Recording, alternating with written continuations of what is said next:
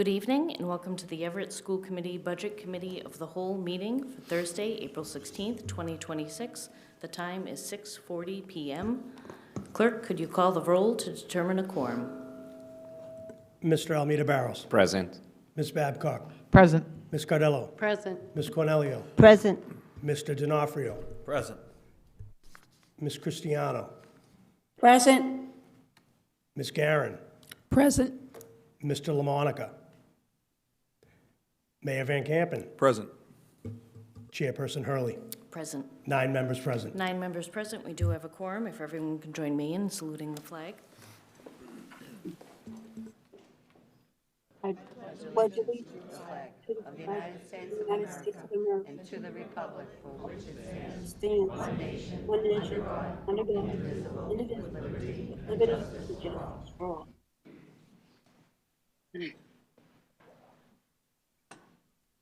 Thank you all. Before we begin with the regular agenda, I just want to announce that we have Jeannie Cristiano attending remotely, so all votes have to be done by roll call. Committee member LaMonica sends his regrets that he is unable to attend today. And I would like to remind members that it is within our rules that every member, when about to speak, shall respectfully address the chair and confine his or her remarks to the specific matter under discussion and refrain from remarks of personal nature. That's important tonight because we are talking about budget. So with that, Superintendent, the next order of business. Roman numeral 3, agenda item number 1, presentation of the Everett Public Schools proposed fiscal year 2027 budget. Madam Chair, members of the school committee, our audience, let me first begin by thanking and welcoming to this Everett High School Library the members of the executive staff that support the Everett Public Schools, our assistant superintendents, and the building leaders from across our 10 schools. Without their leadership and support, the things that we talk about tonight, the goals that we set for ourselves, the way in which we conduct our business each and every day in our schools would not be possible, would not be a success without those folks in front of you today and so many more behind them back at each of our schools. So I wanted to first start today's discussion and presentation by acknowledging them and their expertise and their time and their commitment to what we do each and every day. So thank you from me to all of them, and I know the school committee shares with me the appreciation and the energy that they provide to our school children every single day. Let me also say that I'd like to start by letting you know that the books that you all received in advance of this evening's meeting have 2 beautiful pieces of art, one on the front and one on the back of your book. And these were from 2 students here at Everett High School. One of the cover on the front is Perfection's Pursuit by Anthony Whitlow, while the untitled work on the back was designed by C.L. Anjois de Lima. Andrew received a gold and silver key in this year's Scholastic Art and Writing Awards, a prestigious and very long-standing program that recognizes teen creativity in the arts. CL's piece grabbed my personal attention as I enjoyed the awesome and varied artwork showcased during Everett High School's art show held last Thursday right here in the library. And quite frankly, much of that artwork, I asked for them to stay here in the library so all of you could take a look at it after the meeting. It is just beautiful works of art in print and in clay and all types of medium that's just superior. And I know Chairperson Hurley can attest to the energy and the beautiful artwork because she was with me when we looked at all of these pieces and selected what you have on your books this evening. Putting student artwork on the budget book reminds us that the columns and rows of numbers contained herein are carefully formulated to demonstrate our commitment to our students. No budget is perfect, but any budget that fosters work like the ones that you see all around you, and of course right here behind me on the screen, is a successful budget. Let me just say that I am always pleased to showcase our students in whatever way they want to be recognized, and you all have been so kind and so courteous and appreciative, I think, of our students when they come to our school committee meetings every other meeting, and we showcase a particular grade, a particular project, and this is what it's all about. So I wanted to give special recognition not only the two students that were selected for the book, but certainly all of the stuff that's around us, and please take time to look at that. It is no by chance that we are transforming Everett Public Schools into what I know Mayor Van Campen, I'm going to take an excerpt, what you've termed, we are creating an urban model of excellence and success.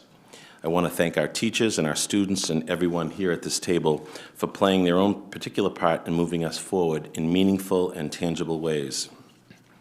Excuse me. Our progress toward improvement targets, as defined by Massachusetts Department of Elementary and Secondary Education, we refer to that as DESE, has grown steadily and sharply over the last 2 years in particular, climbing from 37% in 2023 to 61% in the most recent reporting. That's a significant movement in the right direction. Some of our more wealthier communities, our peers, if you will, and not peers that are different parts of this Commonwealth, have not enjoyed this kind of growth. This target percentage is a key DESE standard. It is calculated by combining years of data, student achievement, growth, high school graduation rates, English learner success, advanced coursework completion, and chronic absenteeism. It shows that we are literally moving in the right direction based on the criteria and metrics set forth by the Commonwealth. Together, we have boosted our daily attendance rate to 92+%, up from a low of 88.4%. We have implemented a student-centered instructional strategy that is built around reading and literacy, data analysis, and an emphasis on grade-level proficiency in reading fluency, comprehension, and academic language development.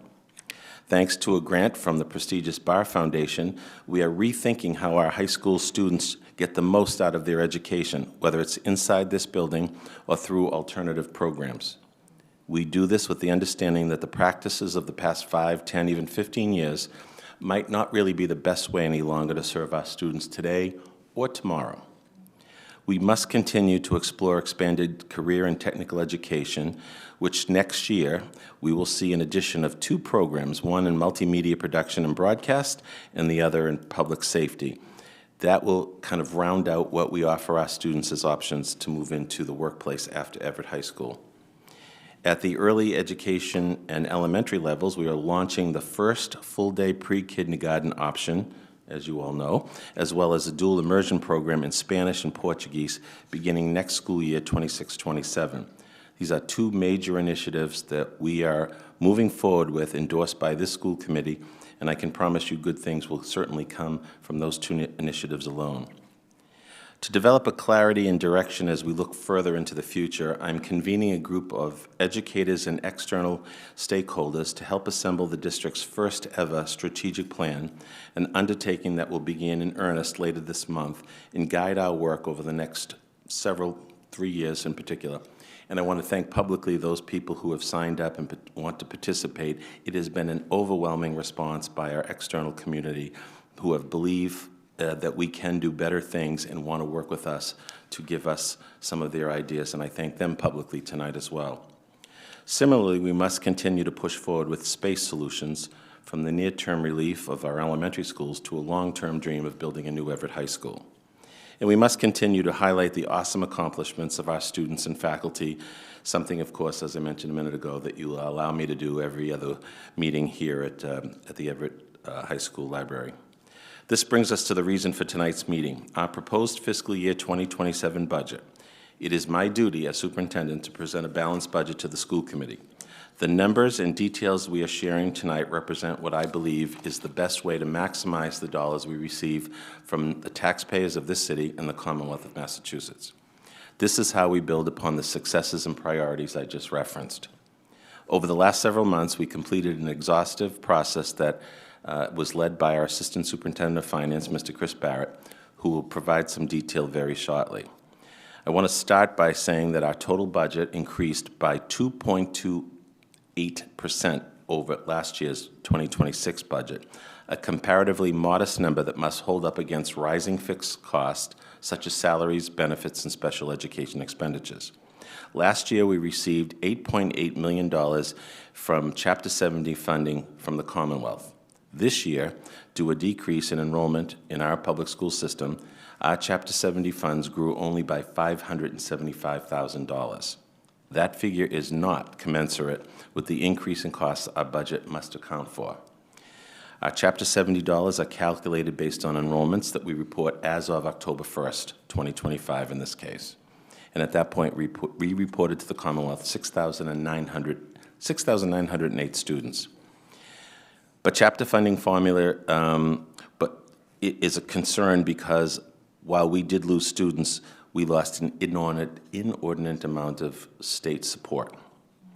Conversely and crucially, Mayor Van Campen and his team were quick to respond, working with this administration to identify funds through a careful review of a chargeback system. And many of you have opined on that in the past couple of years. Every dollar stricken from our chargeback line is being directed back to our classrooms. We will talk in more detail about the chargebacks this evening, as it is so important to understand why it puts us in a far better place than we might otherwise have been. And again, it is a real tip of the hat to you, Mayor Van Campen, for your example of leadership in this area. Finally, I can tell you and every student, parent, and taxpayer in our city that tonight's meeting is the culmination of countless hours of analysis, review, consultation, deliberation, and determination. While the process was challenging and exacting, this budget does not blur our vision, alter our course, or slow our momentum. This budget keeps us sound and secure operationally. It does not close programs or change the way we deliver key services. It provides our students access to social workers and the social emotional supports they need and deserve. It preserves the content-specific instruction that is crucial to student success, and it allows us to move forward with new and creative initiatives.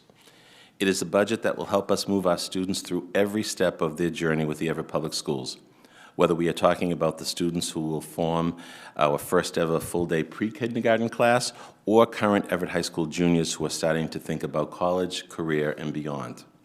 This budget, to tie things back to the beginning of the evening, gives our students the canvas that they need to express themselves and shape their stories each and every day that they are in our classrooms.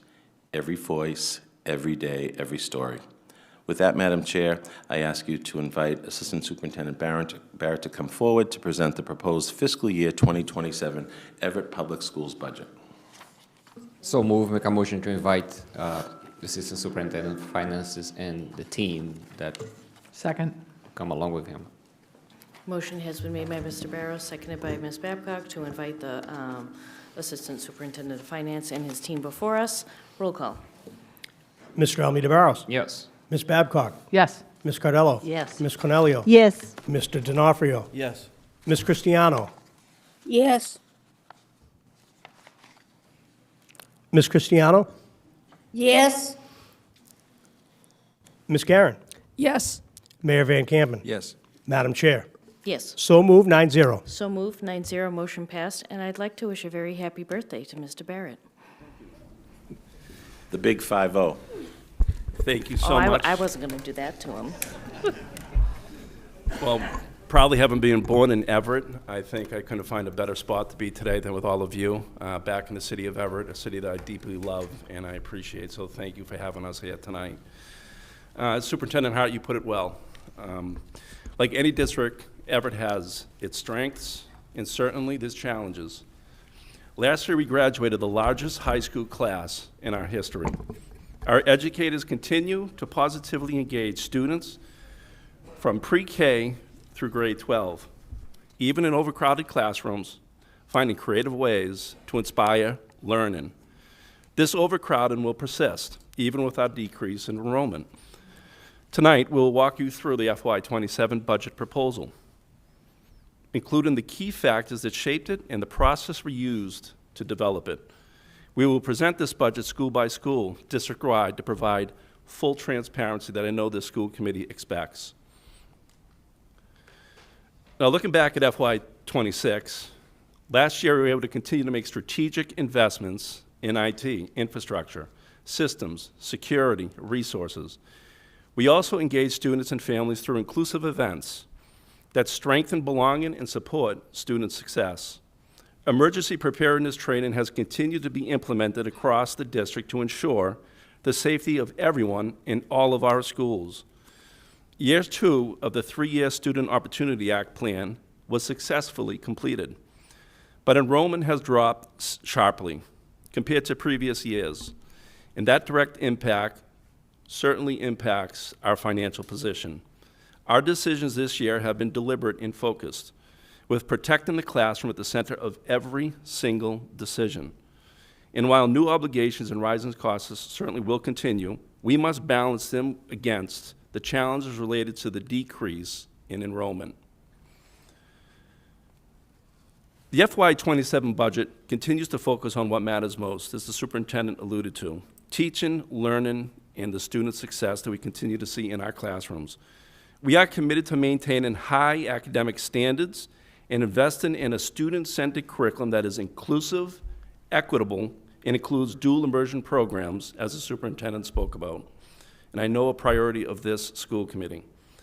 Investments continue in interventions, technology, safety, and infrastructure to support every student and every educator. Career readiness opportunities and social emotional learning supports are expanding so students are prepared academically and, just as important, personally. A cornerstone of this work is our commitment to full-day preschool, the superintendent's commitment and your commitment, giving our youngest learners access to high-quality early education. This investment ensures every student starts with a strong foundation for success. At the same time, we remain mindful that new obligations must be balanced against our long-term financial stability, ensuring that the decisions we make today are both responsible and sustainable for the future. We're deeply committed to retaining the talented educators and staff who make all of this possible. This certainly is a shared success with our educators and with us. This budget honors commitments to all 5 bargaining units, and we thank their leadership and their members for their collaboration and their transparency. Contractual and step increases remain fully funded. New requests were limited to those offset by reductions or savings we found elsewhere, including a net reduction of 35 staff positions from FY26. Despite these challenges, all programs and all services remained. Our educators continue to inspire students from pre-K through grade 12 to learn, dream, and succeed. And the superintendent says this daily: our goal is simple: give every student every opportunity to succeed and build pride in our community. Now, understanding the annual school budget. An annual budget is more than just numbers. It is a vision for the year ahead, from July 1, 2026 through June 30th, 2027, and beyond. As part of this process, it is the responsibility of a district to plan for 2, 3, and even 5 years into the future for terms of decision-making to ensure the path forward is clear and every decision aligns with this vision. We remain committed to all of the priorities that resulted in our success that the superintendent spoke about tonight on our achievement data, especially one of the most important instructional goals, which is worth highlighting tonight. Superintendent has made this a priority for all of us in our buildings and in our classrooms. When we walk into these buildings, we see this priority.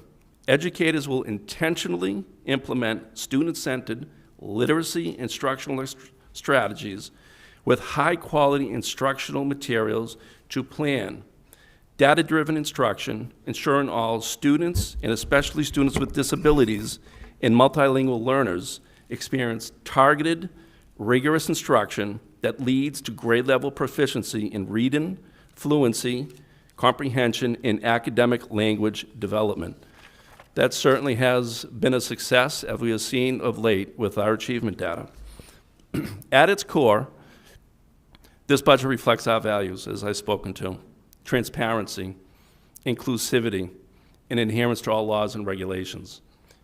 Even with these funding challenges, classroom supports remain intact.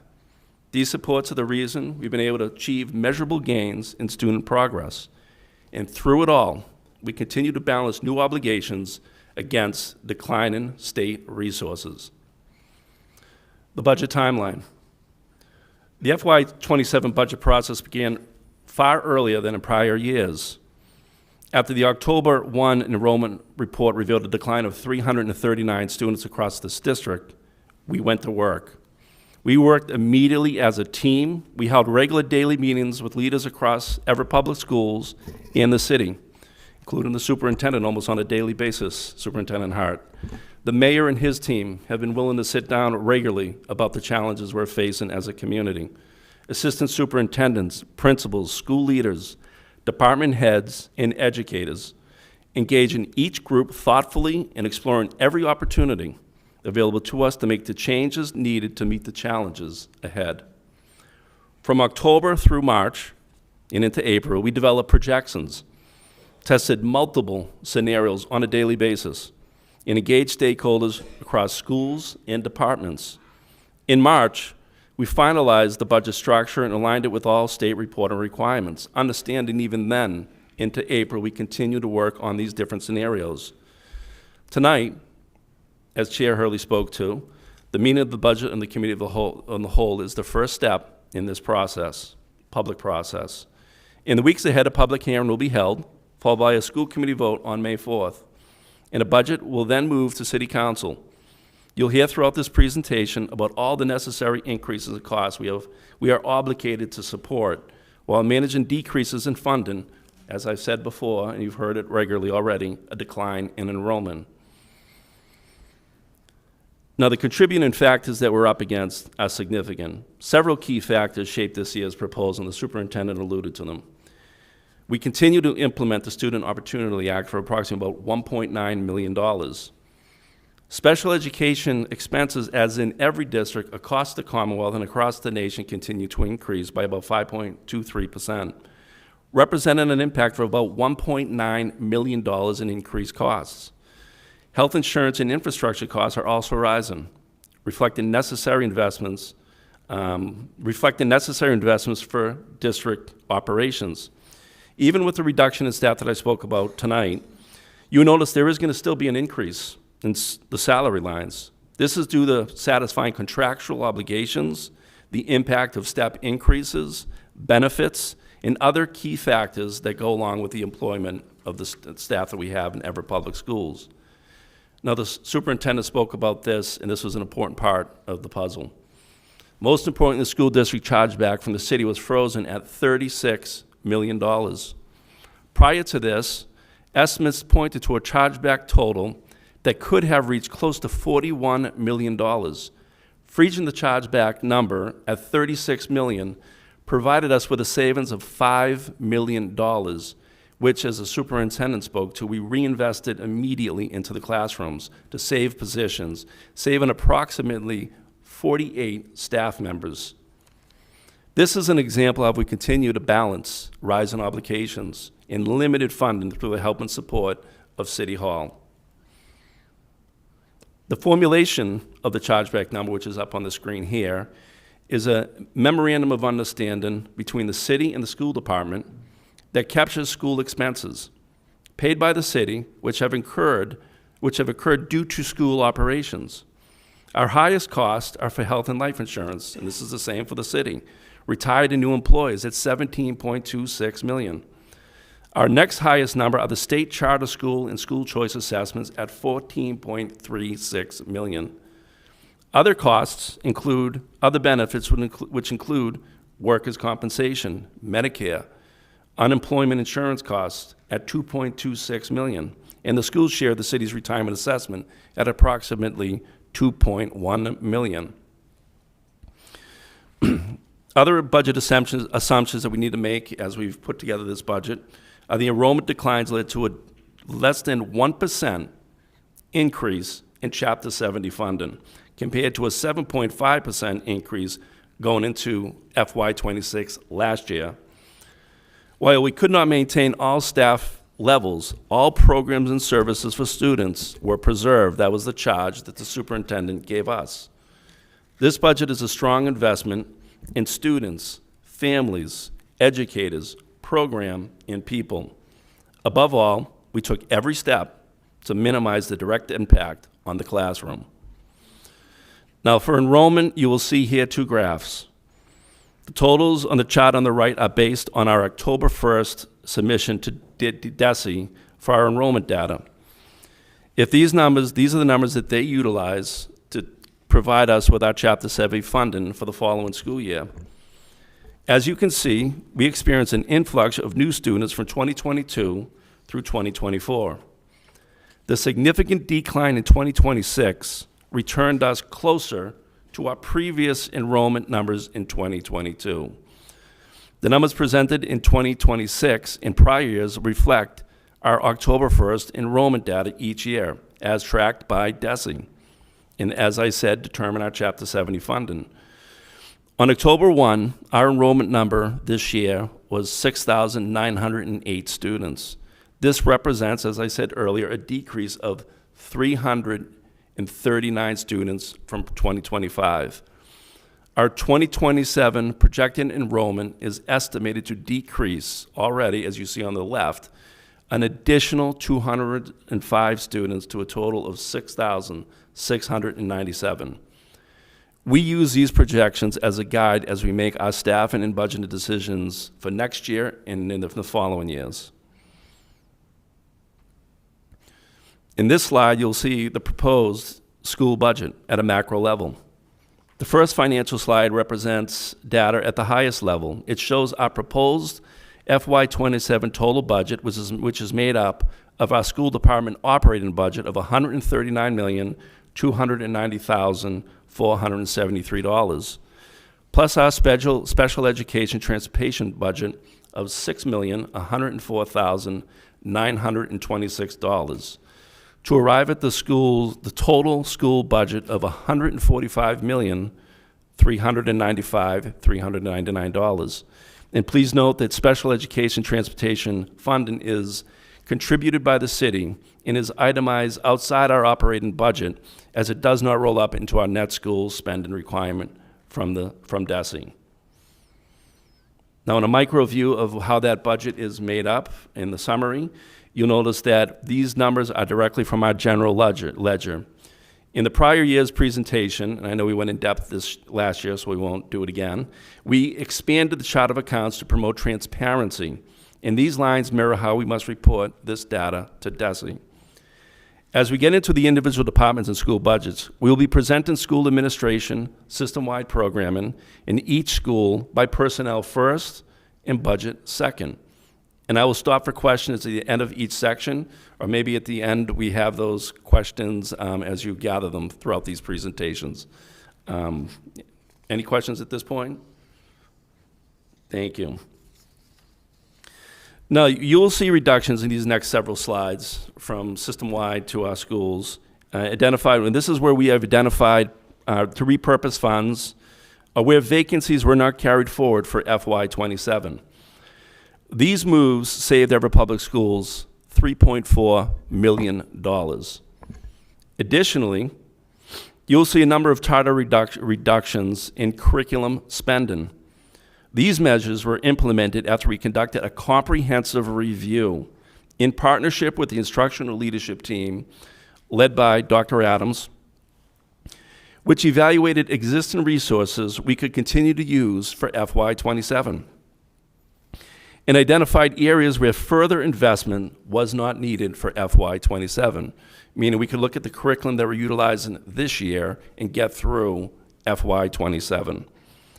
Our goal remains to provide every student with every opportunity to succeed. We want all members of our community to feel pride in Everett Public Schools. As you review the details, please keep in mind that while our obligations continue to rise, state funding has decreased, and a lot of it is out of their control because we're operating on our Chapter 70 funding formula that is, I think, ready to be looked at to be changed. But there's an ongoing reality that has shaped these decisions now and will for the future. For the remainder of this presentation, we'll review the budget lines for school administration, system-wide services in each individual school, and you'll notice most of the lines were level funded. School administration personnel. You notice in the next two slides that our school administration personnel, there is a net reduction of 4 positions. These responsibilities associated with these roles are being redistributed among current staff to ensure minimal disruption to services in our community. After reviewing our October enrollment numbers, we began considering how to streamline leadership by combining certain positions. This involved identifying roles that could be reduced moving forward, while also recognizing areas that staffing may need to increase to best support our staff and meet their needs. On the school administration budget slide, our guiding approach has been to minimize impact of budget constraints on students and on staff within our schools. One way we're able to do this is by keeping non-salary lines level funded, while working thoughtfully to streamline our day-to-day operations so that this approach remains sustainable for next year and the years after. In one line, you'll notice that we reduced dues and expenses at the school administration level by 37% due to a decrease in need that we saw possibly for FY27. Current translation and interpretation services will be phased out due to the minimal use of the current mode of translation services that we use for meetings like this. Although I think it was only used once this year for a cost of about $64,000, I will say this, the superintendent has made it a priority of my team and technology and our technology team to make sure that this continues. We recognize the importance and are working with our team to provide more cost-effective in-house alternatives that are needed. And I think hopefully we'll get better use out of those resources. Assistant superintendent salaries decreased by 32% due to not budgeting for the vacant deputy superintendent position. Now you'll see also that the business department salaries increased by 20%, but I want you to note that that is because of this role, my role, the assistant superintendent of finance, which existed prior to me as the budget director, and we had to move it into the business line to match DESE end-of-year reporting. Central, and I think the important thing to note here, central administration professional salaries decreased by 19% due to the elimination of multiple positions. And like I said, although these positions are eliminated, the duties will continue, and other staff will take the burden of those positions. System-wide personnel. As you will notice, we eliminated system-wide positions as well. As we review each slide, I will briefly highlight where changes are occurring. To begin, this slide shows that 4 positions have been eliminated. In the second slide for personnel, on this slide you'll notice we eliminated 1 director-level position. For every other line, we were able to maintain positions. In the third slide for personnel, here you'll notice decreases, but increases also in staff and levels. We eliminated 1 position while adding 2.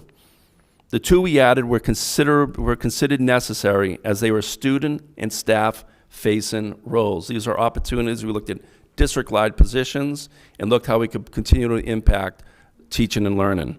These include an additional music teacher to expand our wonderful brass program, as well as a level 1 tech, whose primary responsibility is to assist staff with technical difficulties so that instructional time is not interrupted during the day or week because of technical challenges any building may have.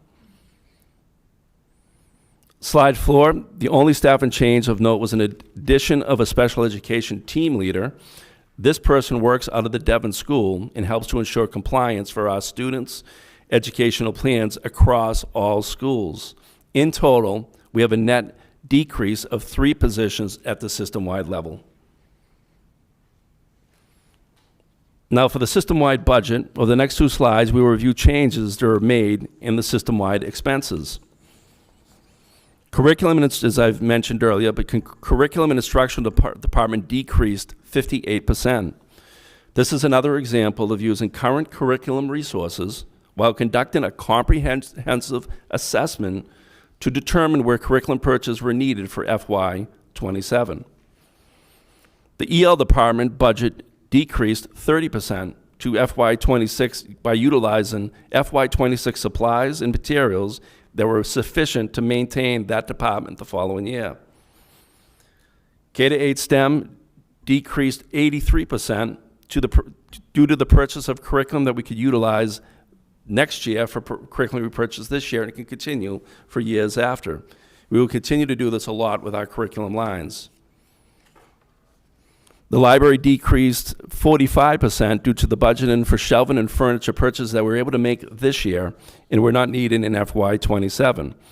We also decided to move away from certain online platforms, maintain and follow Destiny, and Educator Rise and subscriptions. So we worked with that team to make sure that we have the best opportunities for our students, especially here at Everett High School. Physical Education Department decreased 23% due to the purchase of equipment that can be utilized in FY27. Any questions, input? The social emotional, this is one that I just want to speak to, is social emotional learning budget. You'll see a decrease in the superintendent said. Certainly this is a priority of him and his team. Although it decreased, the Wayfinder curriculum that we purchased for FY26, fortunately for us, we're able to continue with that program, with that purchase in FY26. We're going to maintain our SEL services. The special education budget increased 18% due to a $1 million increase in the Stepping Stones contract, which was underfunded in the prior year. This line in this Stepping Stones contract was underfunded because of the services that were provided did not meet the contractual needs at that point. It's important to note that that new contract will be for about $3.8 million. That is that increase. But with that contract and with those contracted services come 39 people that will work, staff members, contracted staff members, saving the district about $500,000. If we were to bring on that staff alone, it would be about $4.3 million. We're able to do that at $3.8 million and have additional support with Stepping Stones. Any questions on that? Or? Ms. Babcock?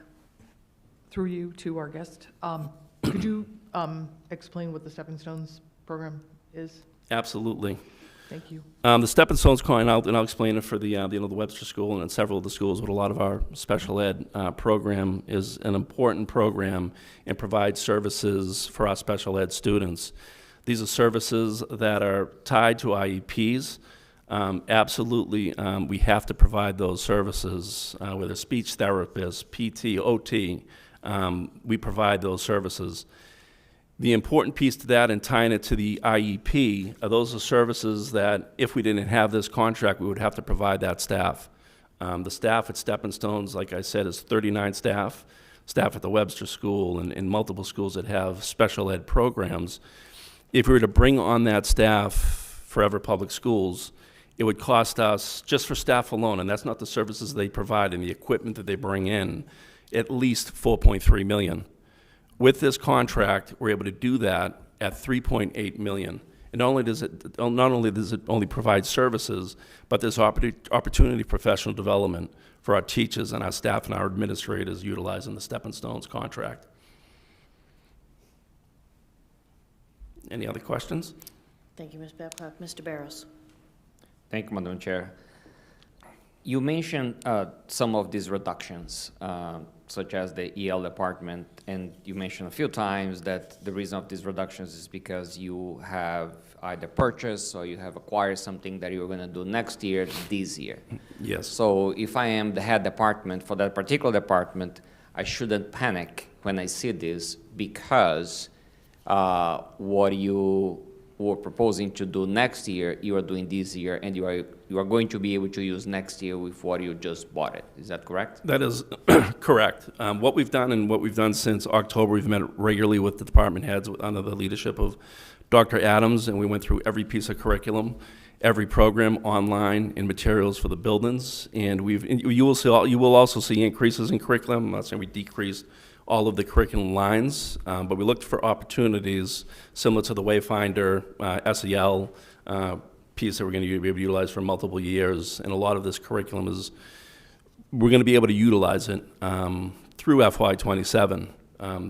It will be a challenge as we put together the FY28 budget because we have to replenish a lot of that curriculum, but to close the original hole of about $8 million, and then with the chargeback number, again, that's down to about $4 million. To close that number, we were able to really look into a lot of the curriculum in those departments and see if we can sustain it for the years ahead. I will say this, and I won't speak for the superintendent on this, but if there's a department or there is a need, I think we've built in a lot of room within this budget, so hopefully we can provide that support. But the most important thing that the superintendent said to us as a team is we don't want to miss a beat on any of the success that we've made, especially around achievement. And a lot of that success is the new curriculum, especially over the last several years, the last 3 years, was that we've added to the building. So we will maintain that.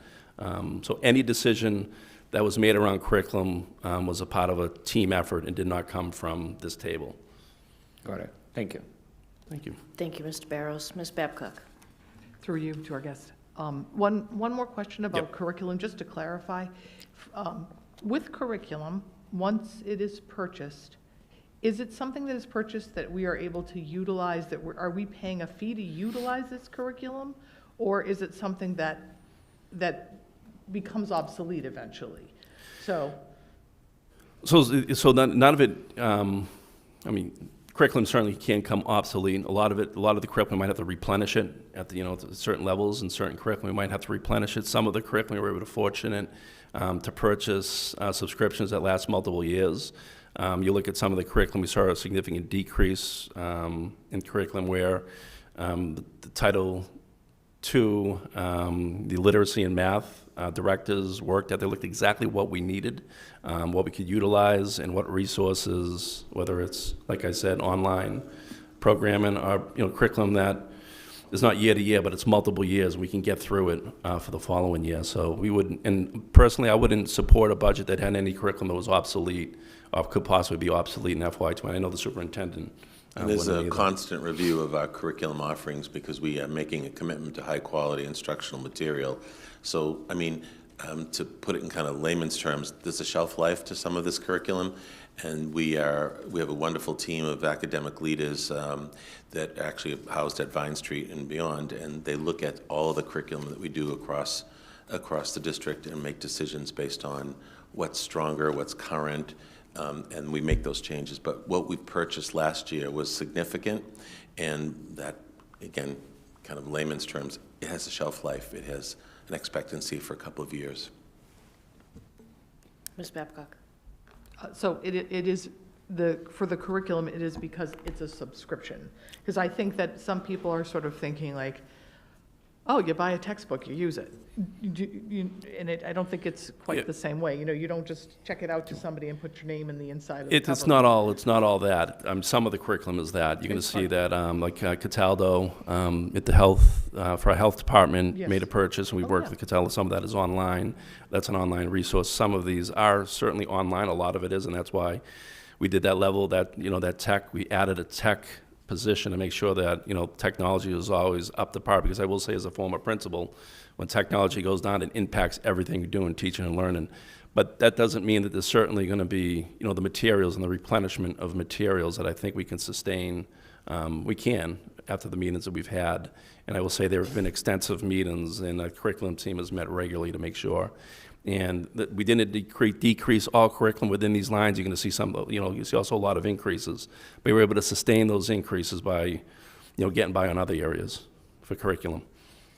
Thank you for answering that question for me. Thank you. I just want the audience to understand what it means for curriculum in today's terms. Thank you. Thank you. Thank you, Ms. Babcock. Any further questions before we proceed? Thanks. Thank you. Appreciate it. Now we will head off into the school by school. The Adams School, and we'll keep it at a macro level on the the employees within those buildings. The Adams School went from 21 staff members to 22.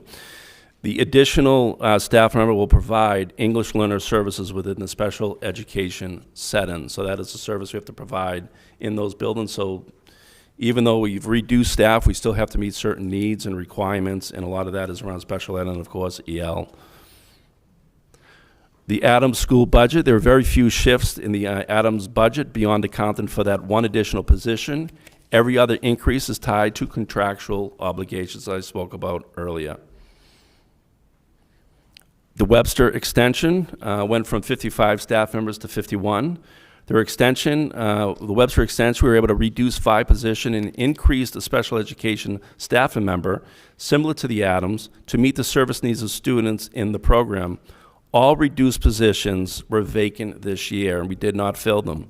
These changes bring staff in line with building needs. And I just want to speak quickly about vacancies.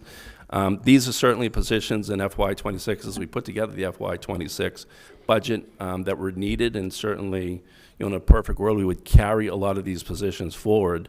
But around October, with the meeting with the superintendent, the executive leadership team, we had more of an informal, I wouldn't say a hiring freeze, but every position we had weekly discussions on positions, whether we could hold them, understanding that some of these positions we might not be able to sustain for FY27. So we actually utilized this past school year to determine with some of these vacancies if we're able to sustain the levels they were at. The Webster Extension school budget, as you can see, there are a few changes of note within the Webster Extension budget. All items are in line with the expected shifts. Madam Chair. Mr. Barros?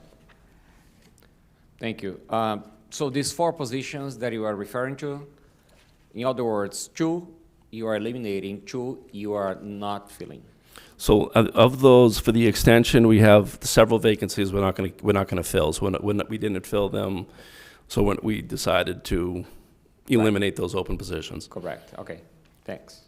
But just again, it is important to note those are positions that I know they're in the budget for last year. They're important for the service, but the first step, as the superintendent said, it's he had approached as far away from the classroom as we could. But if there were vacancies across the district, those are the first positions we look to reduce.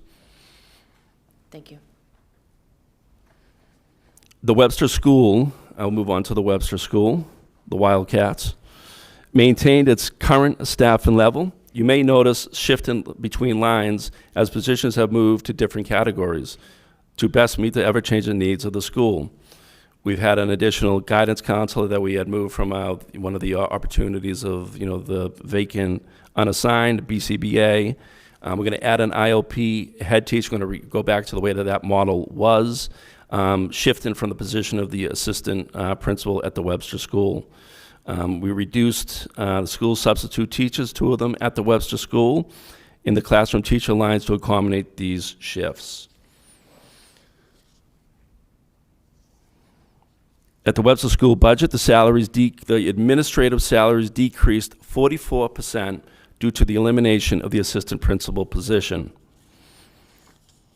As you will notice, there's a reduction of 2 unassigned positions at the Webster School. This will be a common adjustment you're going to notice in the K-5 school, the Webster, and the K-8 schools, to bring these schools to 2 unassigned positions in alignment with the unassigned staffing levels that we've had at these schools in previous school years. The paraprofessional line comprises existing positions that have been previously funded in other areas. So you're going to see, for one, you'll see on that line 0 to 6 from the prior page. What I've done here is we're going to continue to have the 23 paraprofessionals, the ABA paraprofessionals, but I'm going to move 10 of those paraprofessionals to a grant, the 1040 grant, to allow us to save the district approximately $440,000. And save so that we could save other positions in the district. So those additions are really moving those positions from a grant into the Webster School, that we could see that the staffing level is accurate for the Webster School. The English school personnel. The English school maintained its current staffing level. Programmatic decisions led by the school administration have necessitated some positions be reallocated to best meet the needs of the school in this upcoming academic year. Now you're going to see one position, the Bright program. I just wanted to highlight that. It's at the English school, it's the Cavarian, the high school, and in the Whittier. The Bright program is an important position which is going to be funded with the work of the Brookline Center. They have agreed to fund that position in partnership with us at least through the end of December. So we're going to pay for half of this position this year. These positions are important for the schools. This is a program that provides intensive, short-term academic, clinical, and family support for students returning to school after significant challenges or disruptions in their lives. This program is in 4 schools across the district, including the ones that I mentioned. This school year, these positions were entirely grant funded, and now with the partnership of that organization and the Everett Public Schools, we'll be able to maintain those positions. The English school budget. Paraprofessional salaries increased 14% due to the addition of 2 additional staff members in 2027 to meet student needs for the special education programs. As I noted earlier, the substitute teacher salaries decreased by 60% due to reducing the number of budgeted positions by 2 for FY27. The Cavarian school personnel went from 101 staff members to 98. The 3 staff members that we reduced, as I said, in other buildings were vacant positions. Beginning next year, both the Cavarian and the Parlin, as the superintendent alluded to, are introducing the dual language programs at the kindergarten level. These new programs are being run by existing staff, with additional professional development being provided through Title III funds. No increase in the staff required for these programs. And to align with the previous stated staff and shifts across all schools, 2 substitute teaching positions were removed. For the Cavarian school budget, paraprofessional salaries decreased by 18% due to one of those paraprofessionals transferring to another school and being budgeted at the Devon School. Substitute teachers, I've noted, have decreased by 45% due to the reduction of 4 substitutes to 2. All other budget lines reflect increases consistent with district obligations under existing contractual agreements. The Lafayette School personnel. This level was decreased from 145 staff members to 144. One of the eliminated positions is tied to a vacancy in the special education department. Other personnel adjustments were made to align Lafayette's staffing allocations in line with the other changes made in the district. That was that was 147 reduced to 144. Yeah, did I say that wrong? I apologize. Yeah, 147 to 144, I apologize.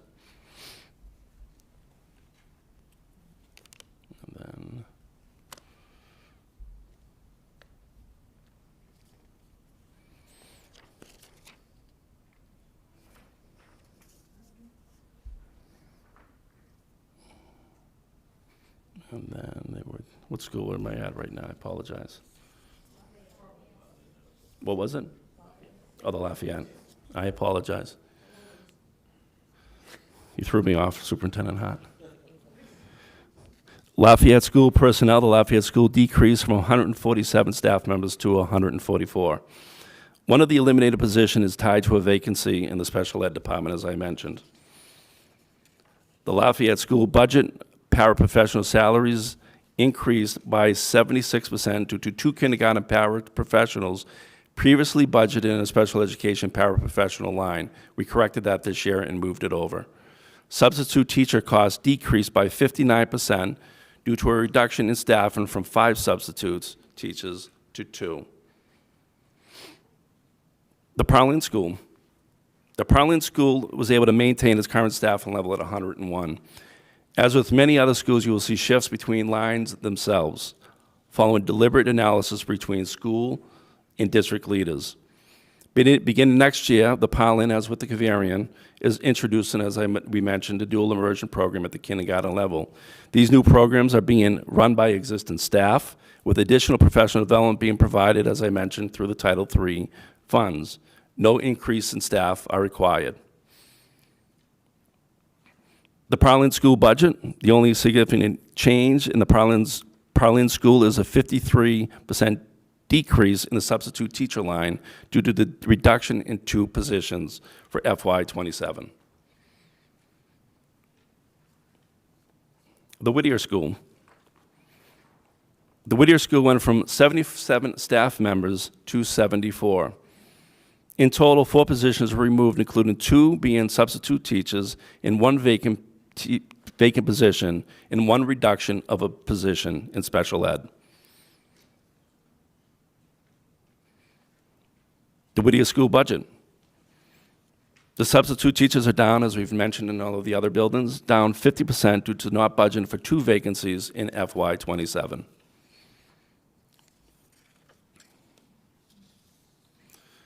The Devon School personnel. The Devon School went from 39 staff members to 38. One staff position, which was reduced, was a vacancy in FY '26. The increased paraprofessional was a position that we, as I mentioned earlier, carried over from the Caverian School. The Devon School budget. The paraprofessionals decreased 100%, and this is another area that we look for other opportunities to find savings and push costs to our grants. We were able to take those paraprofessionals, and for the next 3 years, we'll have enough room on the Devon School revolving account to pay for the paraprofessionals. That will save us approximately about $440,000 for this school year. The Devon substitute teacher salaries increased by 48% due to the 2 vacancies being filled during FY '26 and the FY '27 budget, reflecting actual salary levels for those staff members.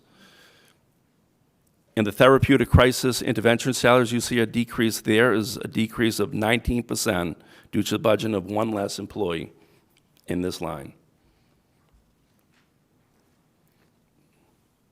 We'll move on to the Everett High School. The Everett High School staffing decreased from 248 staff members to 238. Is there a question? I apologize. Nope, no worries. Ms. Cardillo.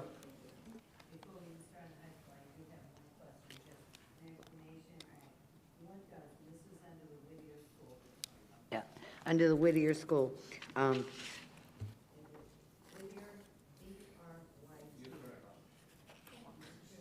Thank you. BYT, Academic Liaison. So that is the Bright staff that I had spoke to. It stands for Bridge for Resilient Youth in Transition. It's a program run by the Brookline Center and provides intensive short-term support for students that have, many challenges they may have, and help allow them as they transition back to a school setting to be a success. I know the Whittier School and the schools that have the Bright program have done really well, especially at the high school with this program. As the superintendent spoke to, the attendance is a priority, and this program has been important for the schools that they've been able to provide that, those Bright staff members and provide them the therapeutic support that they need. That was at the beginning of this process, those are one of the positions because they're not funded. We thought we were going to have to fund them 100% this year. The Brookline Center understood what a positive impact it made for our schools, and they came to the table and said, well, we will work to fund those positions for at least through the first half of the school year. We're going to continue to hopefully remain in discussions with them because they even said we've had discussions with possibly funding them for the full year. But we will, at the very least, be you'll see in that budget for half that salary we're funding. That's a wonderful thing. It is as a principal, it's a saving grace for a lot of students, and I know all of the principals when I met with them. They not only did they tell us the wonderful positive stories, but they provided us with the data and the amount of support. I know Mr. McLucas at the Whittier has seen tremendous success, of course, leading the attendance charge right now.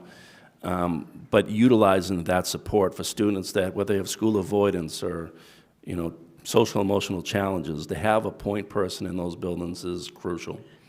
So I want to follow up because this isn't something that a lot of newer people in our community they aren't familiar with. When somebody within our schools recognizes that someone should be in this program, is this student tested, interviewed? How does it come about that they're accepted into the Bright program? So it's certainly a process, and even without this, we certainly have the support of our social workers and our guidance in the team. So the team will meet with the principals, and they will collect data, and a lot of it is driven through attendance and collecting that data and any of the needs or the challenges those students will have. It'll be in partnership with the families and an option to put together a plan to bring that student back into the building and provide them the supports that they need, not only in the building, but outside the building, and being that, that extra arm reaching out to pull the student back into the building. So it's really, It's been a tremendous success, and I was happy we were able to save it. But I will say this, even if we weren't able to do so, the guidance team and our social emotional team, I know we would have the resources, and they have done tremendous work to help students come to school. I think a lot of the success around attendance for our students and students coming to school is the work we're doing around social emotional health and support, and that's our guidance officers, that's our principals, assistant principals, but it's also the program like the Bright program, a therapeutic setting that those students can come into and then transition back into the schools that they're at. Okay, thank you. And I have one more question, unrelated to that. Since you're doing the whole budget thing. Yep. The question that I was called on by a couple of people was, and I tried to answer this, but then I thought, well, the meeting's tonight, let me ask you publicly so that you can answer and hopefully people can get the answer. As far as our salary structure, teachers, how did they get their raises? How does this program start from the time they are hired, like out of college, when they graduate? How is that structure started, and how do they start going up the ladder? That's part one of the question. So that is, they would start regularly, I'll just say for a new teacher. I mean, a veteran teacher might start differently on the ladder up to a step 10. They'll start usually as a bachelor, step 1, and it goes up to step 10. Along that journey as a teacher, you can certainly get credits. They would have to get a master's degree to maintain their license and to get get the professional license. So every year up that ladder and every year served is in addition to a step. So from step 1, step 2. So the challenge for me in this position is certainly the superintendent and this team here has supported our teachers with for the teacher and for the Unit A with a 3% increase on those step levels. So each step has a certain different incremental increase, and not each one is the same. Some are larger than others. So it's just kind of budgeting for that, those increases along the way. So there's a cost of living built into that? Absolutely. Okay, so if it's a 3% raise, there's also the cost of living has to be So added there's to that. absolutely. So if you're a teacher, that's still moving up those steps, it might be a 3% increase, but each step, if you're moving up those steps, could be more than 3%. Usually, the steps at the top is when you reach your final step, or where you are at a certain level, will be the 3%. But you're getting that 3% increase on each step that's increasing also. So it's a good, healthy increase for a teacher in Everett Public Schools. And our teachers definitely deserve that.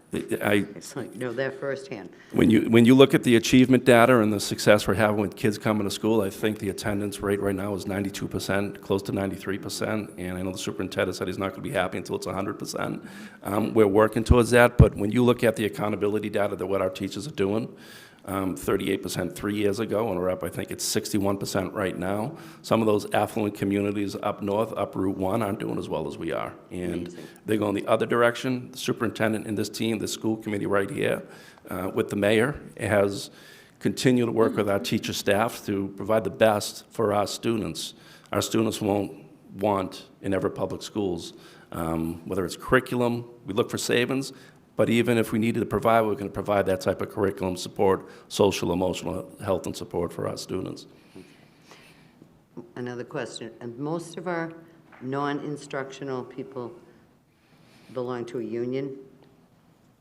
There are the 5 units, certainly. There's only the managerial staff that we talked about district-wide and central administration. Those are contracted workers, but most are in a unit, whether it's our custodians, our teachers, the people within the buildings. So a good majority, well over 90%. So who decides what the starting salary would be? And not to pick on a certain group, but just say the custodians. Where does that number come from? Is it comparable with other cities in our, in this district or, in this area, or just from historically what we've been paying? I think the school committee can take great pride in the support that we've provided to our teachers and the salaries and the investment. We've invested heavily in our teachers. We've provided The compensation, I will just, certainly, we know that they deserve the work they're doing in the classroom. The superintendent and his team will have the final say. There's certain positions that we have to be competitive. There's certain positions that are a challenge to get and obtain for these buildings, and the superintendent has that opportunity to, make decisions, employee by, possible employee by employee, looking at a resume and the type of experience, because you could have a teacher, an outstanding teacher teaching 20 years in another district and wants to come there, and we have that we have that regularly, but wants to come to Everett Public Schools, they're not going to take a significant decrease to go in. We're going to have a competitive salary for those teachers. Okay. I have to compliment you and your team, and the superintendent as well, and his team. With the cost of living going up as much as it has over the past couple of years, and where we are today with this budget, it's absolutely amazing. I keep looking, it's almost like, is the bottom going to fall out here? How is this happening? You have done a tremendous job, not only putting it together, but presenting it to us and to the public this evening, and I thank you very much for that, Mr. Barrett. No, And Superintendent. No, and I appreciate it, and I think this has been, probably the most challenging budget I think Everett Public Schools has had, and my God, since 2007, since I started here.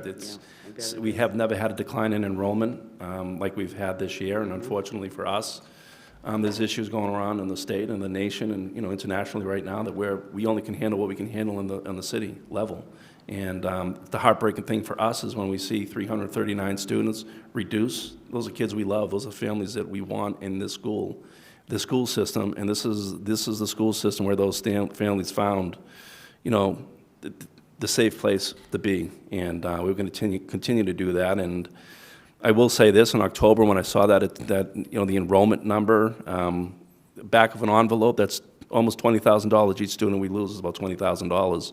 So we knew we were looking at a hole in October of $6 million, and it ended up being well north of that. Without the help and the support of the mayor and his team coming to the table, we were looking at a hole over close to about $9 million.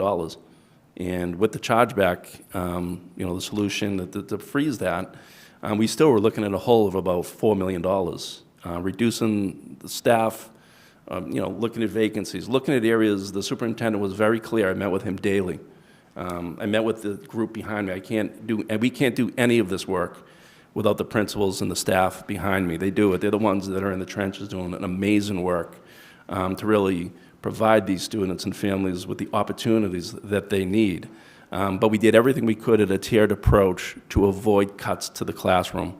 As a father, I wanted to make sure these kids, and as a former administrator, as a principal, I always want to make sure our kids have the absolute best. And I think we're providing a budget that our, the staff and the leaders behind me are going to have to do without some positions that are crucial to certainly provide the best. But I know they'll do it. They've done it before, and that's why we're looking at sitting on 61%, meeting our improvement targets and meeting the targets that DESE has set for us.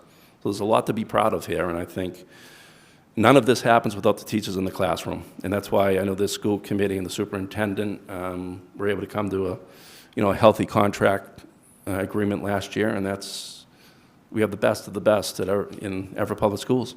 And I think we're also very fortunate that the mayor understands all of this, because like you, Mr. Barrett, you were a student, you were a teacher, you were a principal, you're an assistant superintendent. The mayor has also worked his way, has dealt with these budgets from another side, being on the board of, on council, on the board of aldermen. So he understands all of this. So when we're crunching numbers, I think we have such a great team working together. My compliments to all, and my thanks to all of you for putting this together. I'm so impressed because of the whole picture. The whole picture ends up beautiful, so thank you. Yeah, no, with the superintendent, Superintendent Hart, I think we've met almost daily about this budget with my team. But like I said, with the mayor and Omar and his team, I'm sitting down with them on a daily basis, and them wanting to understand the stories behind the reductions and what that means. And it's been, you know, as challenging as the budget has been to pull together, it's been a very positive experience and one that I deeply value to be part of. Thank you. Thank you, Ms. Cardillo. We're going to go Ms. Babcock and then Ms. Guerin. Through you to Mr. Barrett. So a couple of questions. I had started with one thing that I was going to ask, but given the conversation that has been developing here, I have three things that I'd like to bring up. So the first one is just a quick thing. It's about the substitutes. I noticed that one of the effective ways of decreasing the salary was the in-house substitutes. So what it means is that there's not someone who's present. I guess I should put it in the form of the question. Does that mean that there's not someone who's consistently present in the schools? And if they are being decreased, what will be the protocol when substitutes are needed if we don't have enough substitutes? Will it be a sort of a more traditional way? I used to be a substitute teacher. I'd get the call and I'd be excited about whatever school I was going to go to, you know, Hadley or Amherst Regional or something like this. I'd get the call and I'd be like, okay, today it's health.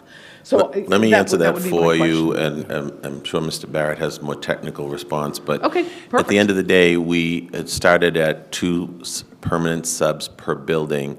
Substitutes have either a license or unlicensed, so the salary of each of those are different. When I first started, we had 2 in every building. With the prosperity of the ESSER funds, the federal dollars, the CFO at the time said maybe we should just put 2 more substitutes in our buildings, which we did. And we carried them with federal dollars. We carried them last year without federal dollars. However, because of that, we also created and instituted a very new substitute program. With the change in our contract, we were able to pay daily subs a better wage, and we have an enormous amount of qualified former teachers, mostly retirees, who come back on a day-to-day basis. So although we might be reducing 2 bodies that show up at that building every day, so there will be 2, to your question. The other 2, in some cases, we didn't fill all 4. Now we have a way in which we can fill in by using a daily sub process. So we were able to accommodate the shift so that we would still have a substitute that would come into that classroom as needed. And we're continually looking for good substitutes to put on the list. And the substitutes can pick their location and the days of the week they prefer. So it's very advanced, so a substitute can really make their own hours, if you will. But we did accommodate for the change in permanent subs. When I first graduated, that was how I first started working, was being a substitute teacher. And honestly, it was such a great experience for me to teach different classrooms, different age groups, and it was very exciting. And it's sort of a traditional way of filling in those positions. So that sounds like a great solution, honestly. And it's exciting to get people who are really, experienced teachers in the field. And I'm sure they're just as excited to get back in the classroom. I know they are, because, once you're a teacher, you're always a teacher. It never stops, right? So my next question, if I can continue, that was great. Ms. Bev, do you mind if I just wanted to, on the... Oh, you would on like this- to add to that, Yeah, Mr. so Barrett? the Sorry. thing is, the superintendent spoke about the daily sub piece. We've increased that to $150,000 to have that opportunity. I know the superintendent understands, like he said, the value of having those unassigned subs. I will say that these are the levels that we were able to function in buildings several years ago to a building. But we're also going to have the flexibility, because some buildings we're going to have maternity, paternity leaves that will be able to shift unassigned to other buildings. No building will go wanting, and there will be no classes that go without. So that is, but it's a great question, so thank you. It allows me to highlight that increase in investment there. So my next question, just for the audience who might be listening, I know that you explained it, sort of the steps in which, teacher salaries are established and the steps that they move through. Those are based on DESE guidelines, if I'm correct. There's certain... Like, for example, a master's, a bachelor's +5, and then a master's +15, and there's all these sort of gradient steps. How are those designated by DESE? So those were determined for the license piece. Yes. Initial license, professional, provisional. You have to certain meet certain steps along the way, whether it's, you get your bachelor's, I think within 5 years you have to get your master's, and there's certain elements along that, certain guideposts that you have to, go past for the DESE piece, for licensure. That is different from, in Everett, for, any school district, for, the contract and that we function under for Everett Public Schools and the ETA is then there's the step contract that we have to follow, that we do follow for those teachers that go through the step process, and each community is different. Thank you. So I have one final question, and I know it is probably the larger question in the room, and I know we'll probably be covering it as we continue as well. Obviously, we're seeing a decline in enrollments. I made note of how you said that the 2007 class was the largest graduating class. I'm really not surprised by that. I mean, there was the number of enrollments at the college level for that grade was huge. It just was a really huge birth year. So I guess my question sort of is, with the decline in student enrollments, I had thought about potential, not that the reason really matters, but I think part of it could part of it be a decline in a sort of number of students in a particular year that were born, for example, that, because you've been tracking the students, you track them every year, for like when they move from K to 1 and 1 to 2, et cetera. So I guess it was, our enrollments are decreasing. I'm sort of guessing there's some things, I see the charter schools sell back, chargebacks, and I know Malden Catholic recently increased their enrollments to include 7th and 8th grade. So I guess my question was, are there particular grades that we're seeing a larger anticipated decrease in enrollments? Is it the cost of living in Everett? I mean, do we have any anticipation, or is that even relevant, I guess? But I guess the bigger question is there a particular sort of grade levels? I was looking at the book and I noticed that middle school seemed to have bigger declines than the K through 5, and that the high school had a little bit greater decline. So I'm just wondering if you noticed any patterns that you could share with us, or if you had any, explanation of the decline as well. I'm going to jump in here. I think that what you see is just what we've seen historically in Everett. There's this kind of wave of enrollments, and not necessarily and always confined to an age group. I think this particular year is an anomaly because we don't usually lose a huge swath of students. And I don't think in years past that they estimated enrollments. Usually it was done, quite frankly, by number of births in your city. Well, our surge in Everett wasn't because of new births. And so we had a surge of the population across all age groups.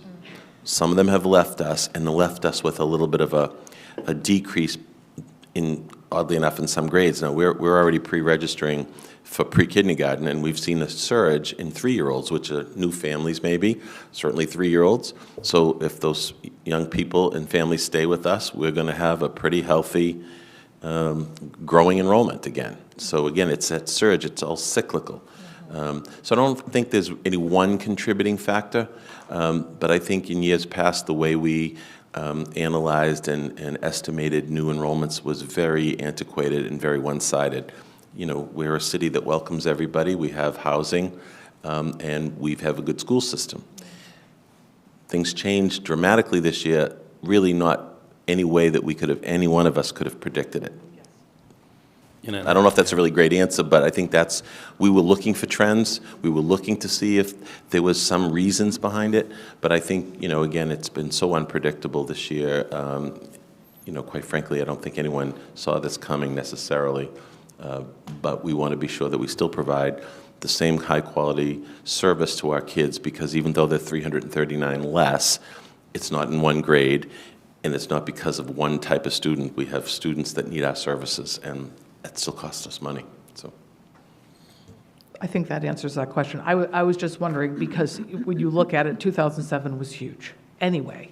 And then 2006, I didn't know how many, like, for example, incoming freshmen were coming into the high school, or that we've been tracking all along. And I know that our population changes a lot, like we had talked about a couple of weeks ago about, for example, people coming in January, and, our population changes because it's a gateway city, and we always have a change in populations. But I didn't notice if you had come up with any particular patterns that you could identify.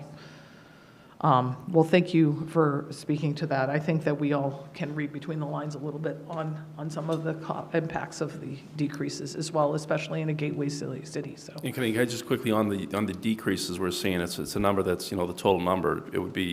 We'd be able to manage that if it was at a certain level. It was at the high school or in the middle school. The challenge we're seeing is it's across the district. The superintendent spoke to the increase of preschool and the the lottery right now, which is, very positive for us.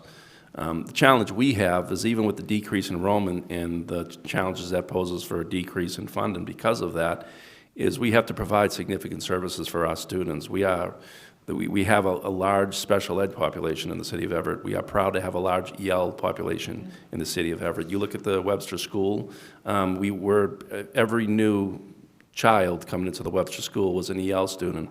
We were very proud of that. I saw that transition in 5 years at the Webster School.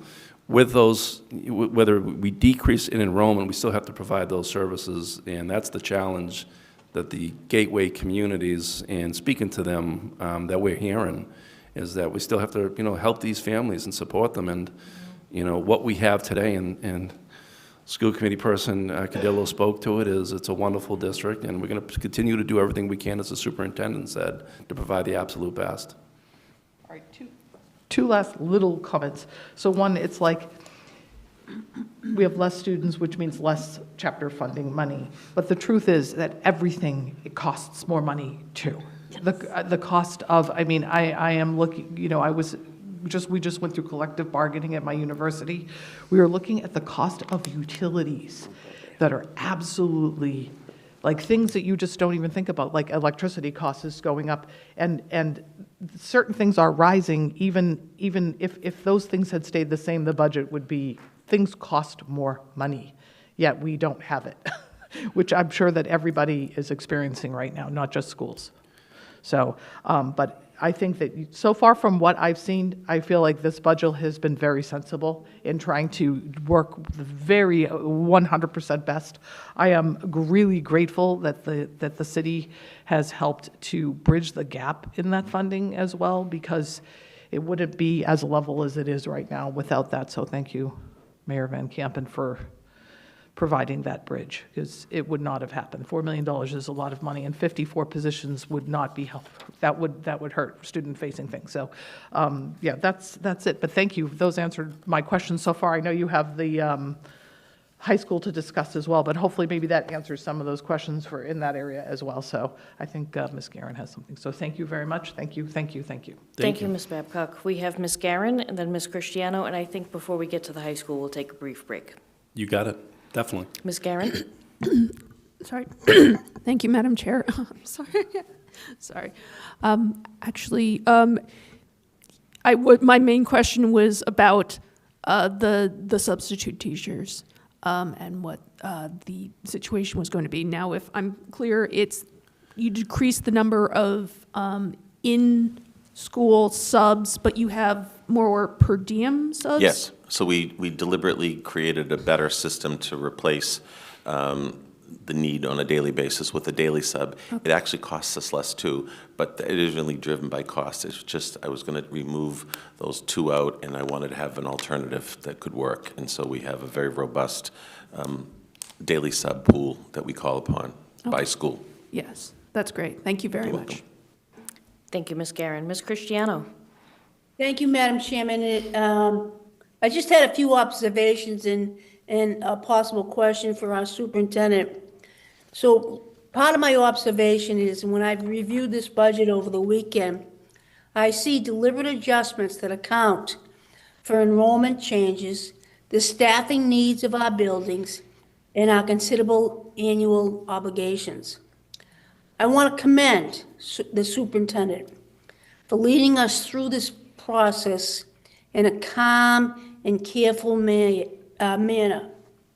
I think it's also very, very important that we thank the mayor, and I'd like to personally and obviously publicly thank the mayor for answering the call and making accommodations with our chargebacks. This is what happens when we have a functioning and productive relationship between the city hall and the school department. It is very clear from reviewing this year's budget book that Mayor Van Campen and his great team prevented a tough situation from getting appreciably worse. One more observation I'd like to make. I don't want to go on and on, but it's awesome to hear that we're adding 2 new CET programs next year. To be able to add Chapter 74 programs along with a full-day pre-K and dual immersion program is really a testament to our superintendent and his leadership team to maintain growth and smartly use the awesome resources we already have, namely our school teachers. I do have a question for our superintendent. Again, Mr. Hart, thank you, thank you, thank you. But can you talk a little bit about how you were thinking about our budget planning as an ongoing endeavor, not just within the confines of the city's annual budget period of April and May? Because I know there was a lot of planning that went on during this time crunch, but you know, this doesn't like come that easily. And I just wanted to, you know, have you articulate how you see this budget on an ongoing endeavor. Thank you for that question, Ms. Cristiano. It isn't an easy process, and it is a very deliberative process, and I think you heard Assistant Superintendent Barrett mention that we started this way back in October in an informal way because we recognized enrollments were decreasing as a result of our report to the state. And because of, I think Ms. Babcock mentioned, there's things outside of our control, outside of the city of Everett, that influence lots of things, from our economy to our population to our shifts in priorities. I needed to be sure that we had a budget not only for this year but year to come that was going to be support the students that I'm charged with educating. So we, in tandem with that, and I know that many of the folks are here in the room and they can speak for themselves if you want to ask one-on-one, we have been meeting simultaneously with looking at next year and the year after. What can we sustain given the current trend?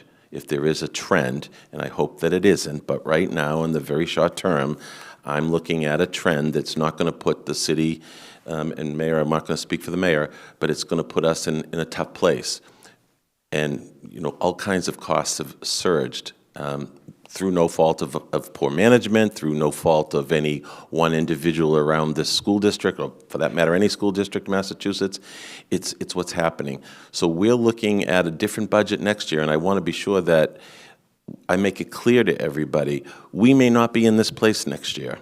This may not be the same story next year. And I'm preparing for that story. And I hate to say it so bluntly at this moment in time because we have a lot to be grateful for that we're going to come through this process this year. We've seen limited reductions in staff, although they have to happen and have occurred, and it's always difficult to let people go. But we have a real challenge, and I don't want anybody in the community to not think that, oh, we're sailing along. I can't keep asking the mayor. I can't keep relying on the legislature. We have a wonderful governor that recognizes the needs of this state on so many levels, but certainly in local government and in particular our schools. You know, at some point, there's only so many dollars available. We have to manage to those dollars.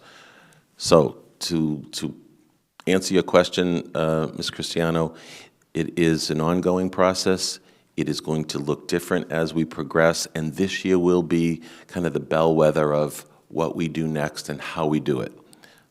we're going to look different as a district. And I think, you know, it was an intentional act with this strategic plan, because the plan is going to help bring the community in so that they can hear firsthand some of the information that we don't get to share often. They're going to analyze data that we see but they don't. We're going to have them give us their professional advice and support about what a district should look like. And many of these people are business leaders, elected officials, educators from other areas, certainly some professionals in industries. That's going to inform us. It's going to help us set that path. It's not going to be perfect. It's not going to be easy, but I can't sit here and tell you that I'm just going to rest on this, because we can't. So that being said, I think we will move forward. We will be positive. We will make the best with what we have. We will certainly put our students first. And if anyone thinks that that isn't the goal of this organization, I think they better look again, because we're doing the things that I think you want me to do and you've charged me with doing, and those folks out there can attest to that we're doing it. So I'm raising a red flag today for a year from today. I have no other questions. Thank you, Madam Chair. Thank you, Ms. Cristiano. And with that, I think we'll take a brief 10-minute recess. Do I have to roll call? Roll call vote.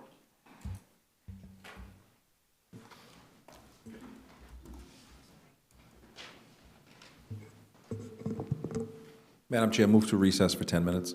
Second? Thanks, just kidding, we had a motion. A motion made and seconded to take a brief recess. Roll call.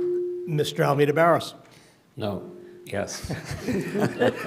Yes. Ms. Babcock. Yes. Ms. Cardello. Yes. Ms. Cornelio. Yes. Mr. D'Onofrio. Yes. Ms. Cristiano. Yes. Ms. Garin. Yes. Mayor Van Campen. Yes. Madam Chair, Yes, we are in recess. we are in recess.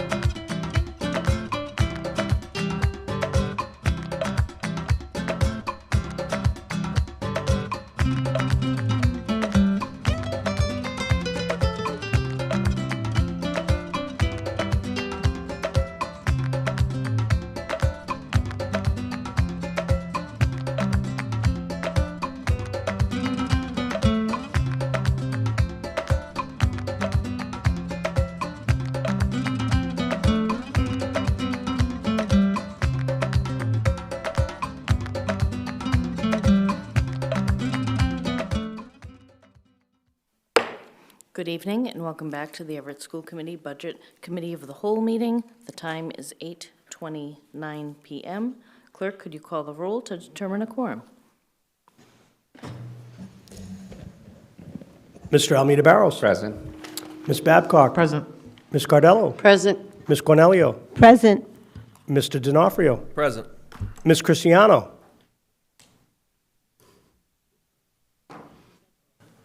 Ms. Cristiano. You're on mute.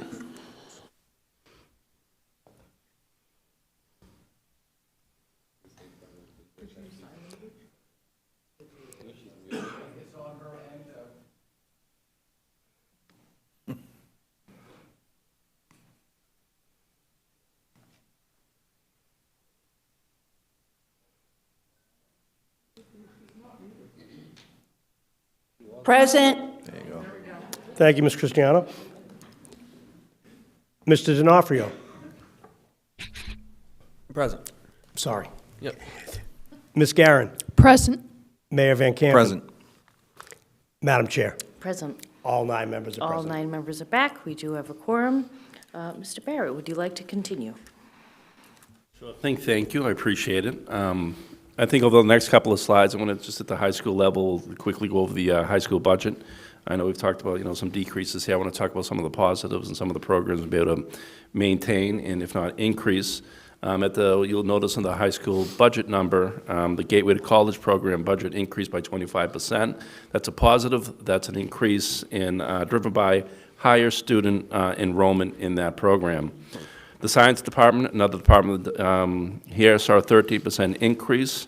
Part of that was the STEM field trips. We've increased that and provided that opportunity for our STEM students and that department who, like all of the groups in Everett Public Schools, whether on the fields or in music or in STEM, continue to be nationally recognized and win competitions. This will provide them the opportunity to continue to do that and continue to provide those extracurricular activities for our students.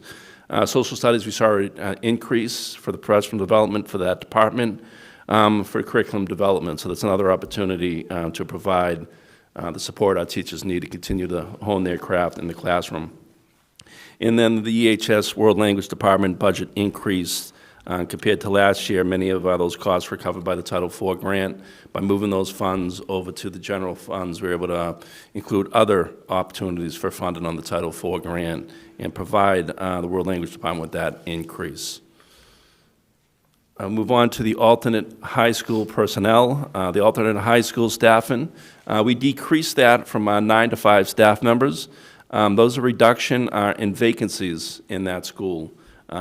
Staff members that we did not fill throughout the year, we reallocated those funds to stipend-based adjunct positions within the budget, and it resulted in savings by also providing, though, increased flexibility in programming. So in shifting those vacant roles and providing the support to some of our current staff members here at Everett Public Schools, it actually was a positive impact on the alternative high school.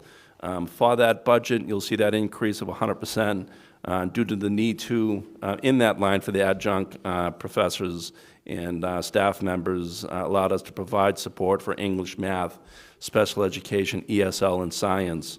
It's another opportunity to reach our students, some that they might not be able to because of the current schedule of the high school or other challenges they may have in their lives. This alternative high school provides them the support so they're going to reach every student every day. Special education roll-up, I spoke to this before regarding the personnel budget for the special ed. Those paraprofessionals, you're going to see a decrease in that line. I know I sat down with the superintendent and other stakeholders. They wanted to make sure they were maximizing the grants and any other opportunities, and we were able to do that with our grants and the revolving account at the Devon School, which provided us approximately about $834,000 of savings that we put off into grants, our revolving account, and those savings we put right back into the classroom to save any positions there. The special education non-personnel roll-up, as I spoke to this earlier, there was that 18% increase in that item. That $3.8 million, that Stepping Stones contract for our language therapists, physical therapists, occupational therapists, and services for special ed students on their IEPs. We're able to provide those services through Stepping Stones. And like I said, that's really a net savings and provides us with 39 contracted staffs within the schools and saves us probably about $500,000.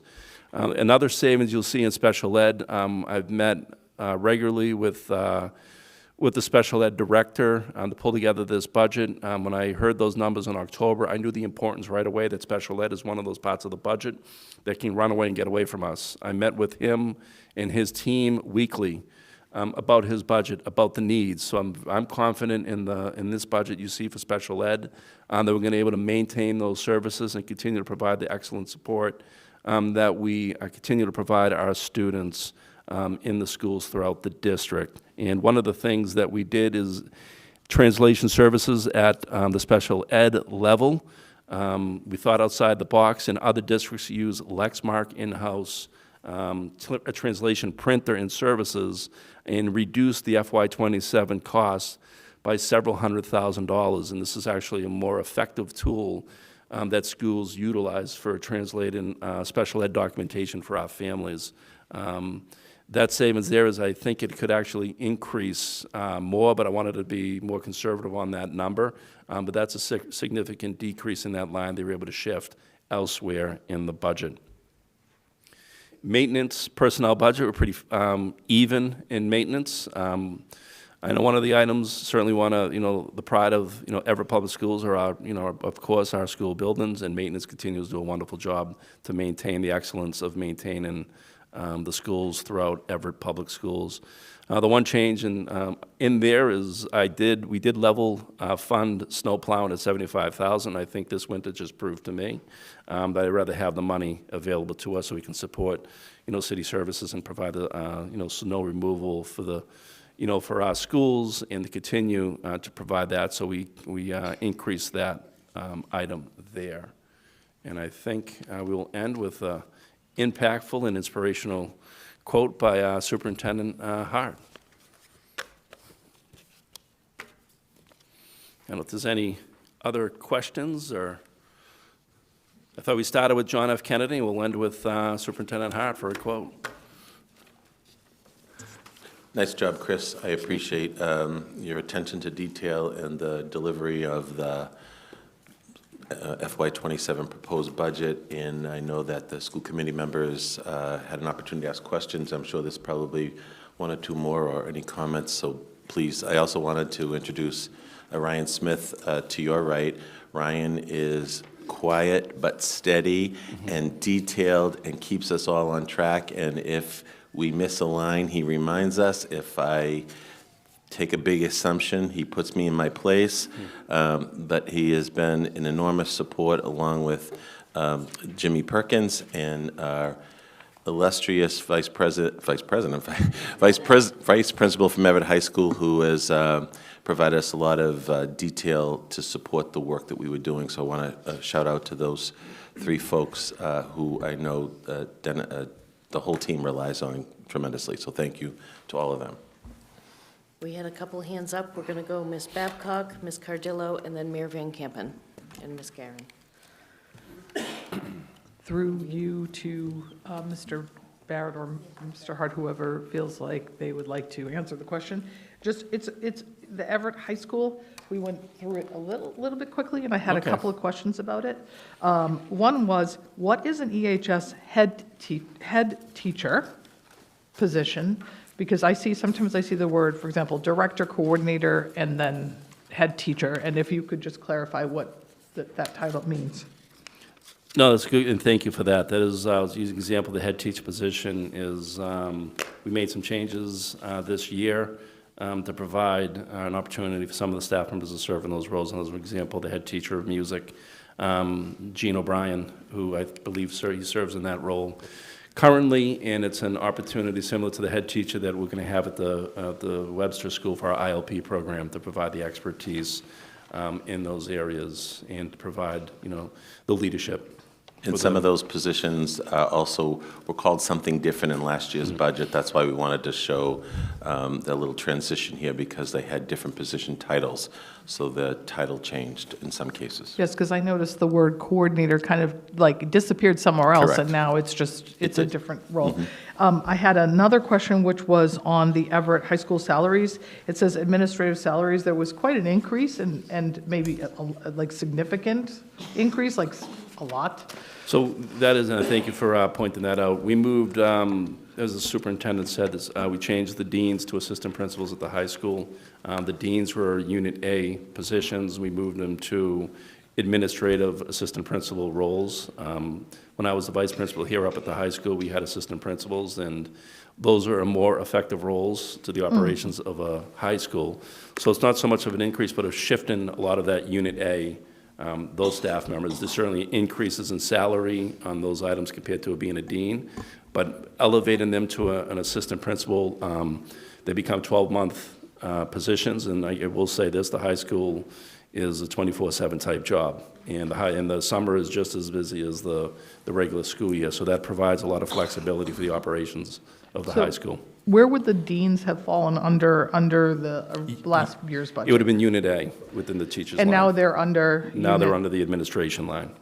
They're under So the that is administration the line increase, so instead of I Unit should A. have pointed out, I apologize. Oh, So no. they're still covered by a bargaining unit, but in a different classification. They work 12 months versus, so we have more opportunity for them to do additional work, and this gives us the opportunity for them to manage people within their grade level. So and deans did not have that option because they were all served in the same bargaining unit. Do they need to have different levels of education, or like, do they have to have a CAGS to be in the assistant role? Did they need a CAGS in the dean's role? So they would need the license for principal, assistant principal, 9 to 12, so they would have that. But I will say this, we didn't just shift and there was the increased cost of the assistant principal role. But we also did decrease several school-based managerial positions at the high school by 60%. That was when we didn't budget for several positions that were to offset some of those increases there. Okay, thank you very much. Thank you. Because I know it was like, that's a big move, but it was really It is, just. I should have, it's a- and I wanted, I've had somebody, I wanted to go with the positive, so I apologize. for No, that. it's okay. Yeah. So it's just, essentially, it's a shift from one area to another. Yep.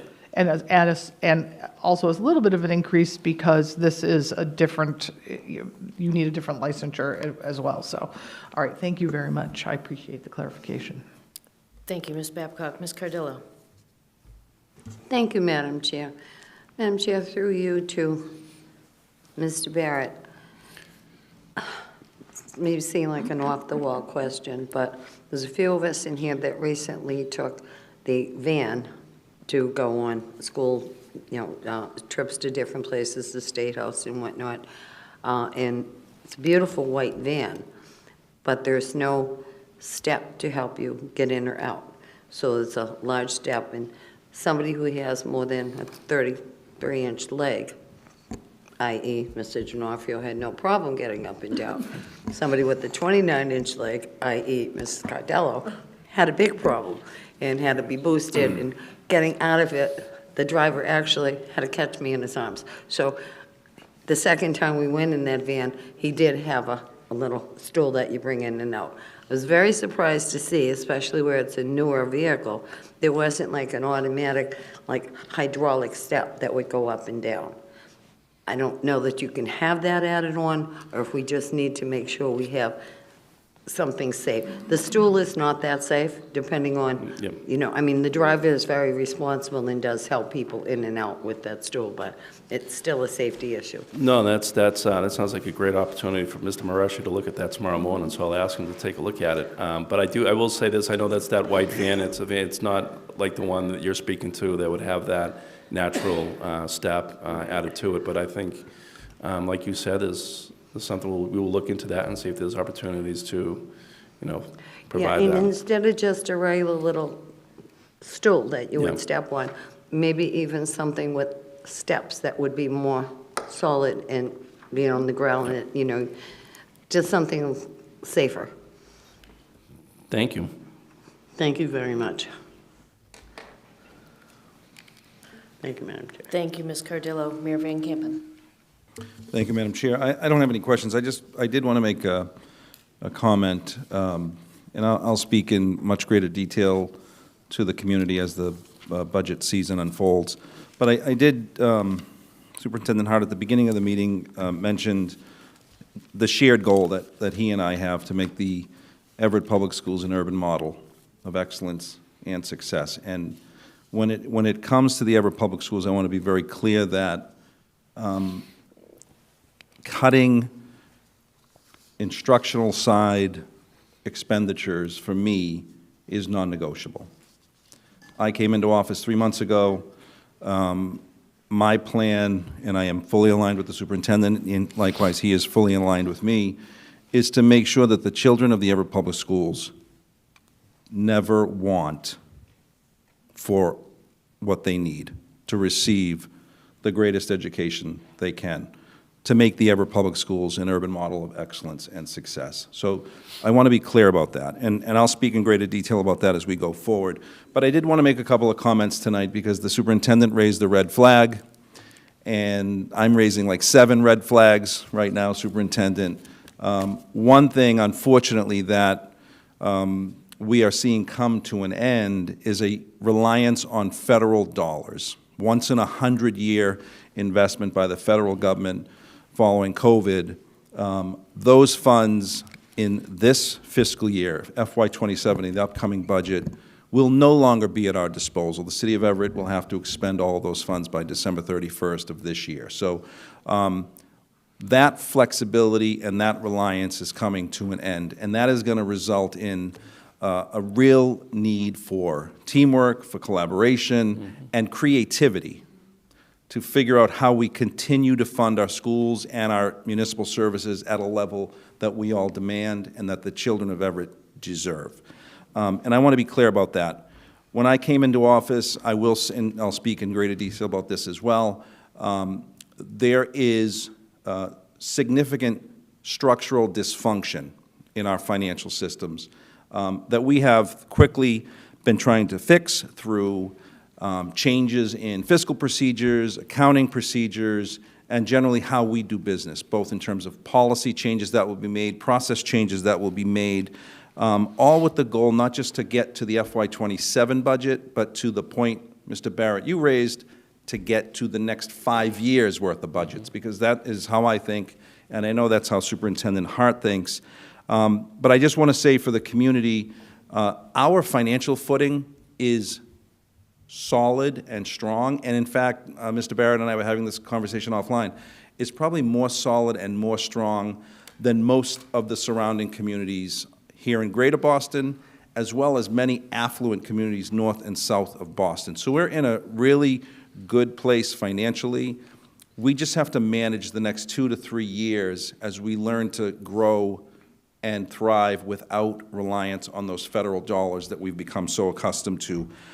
As I said, I'll speak to this more, but I did want to just highlight tonight that we are fully aligned. I'm grateful to the superintendent, to Mr. Barrett, your teams, to the educators, the professional administrators who are here tonight for the work in collaborating to put this budget document together.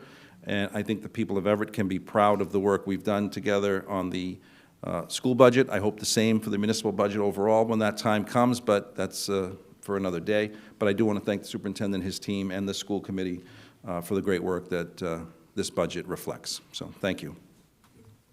Thank you, Mayor Van Campen. Ms. Guerin. All right, thank you, Madam Chair. Just wanted to go back to the beginning and talk a little bit about the school committee translation and interpretation services. Now, I'm aware that it really hasn't been used very much. That's unfortunate. It was definitely sort of, in my first term, that was something that I kind of helped fight for, because we really want these meetings to be inclusive, want people in the city to be able to come to these meetings and know about what's going on. Now, there's all number of reasons why they can't.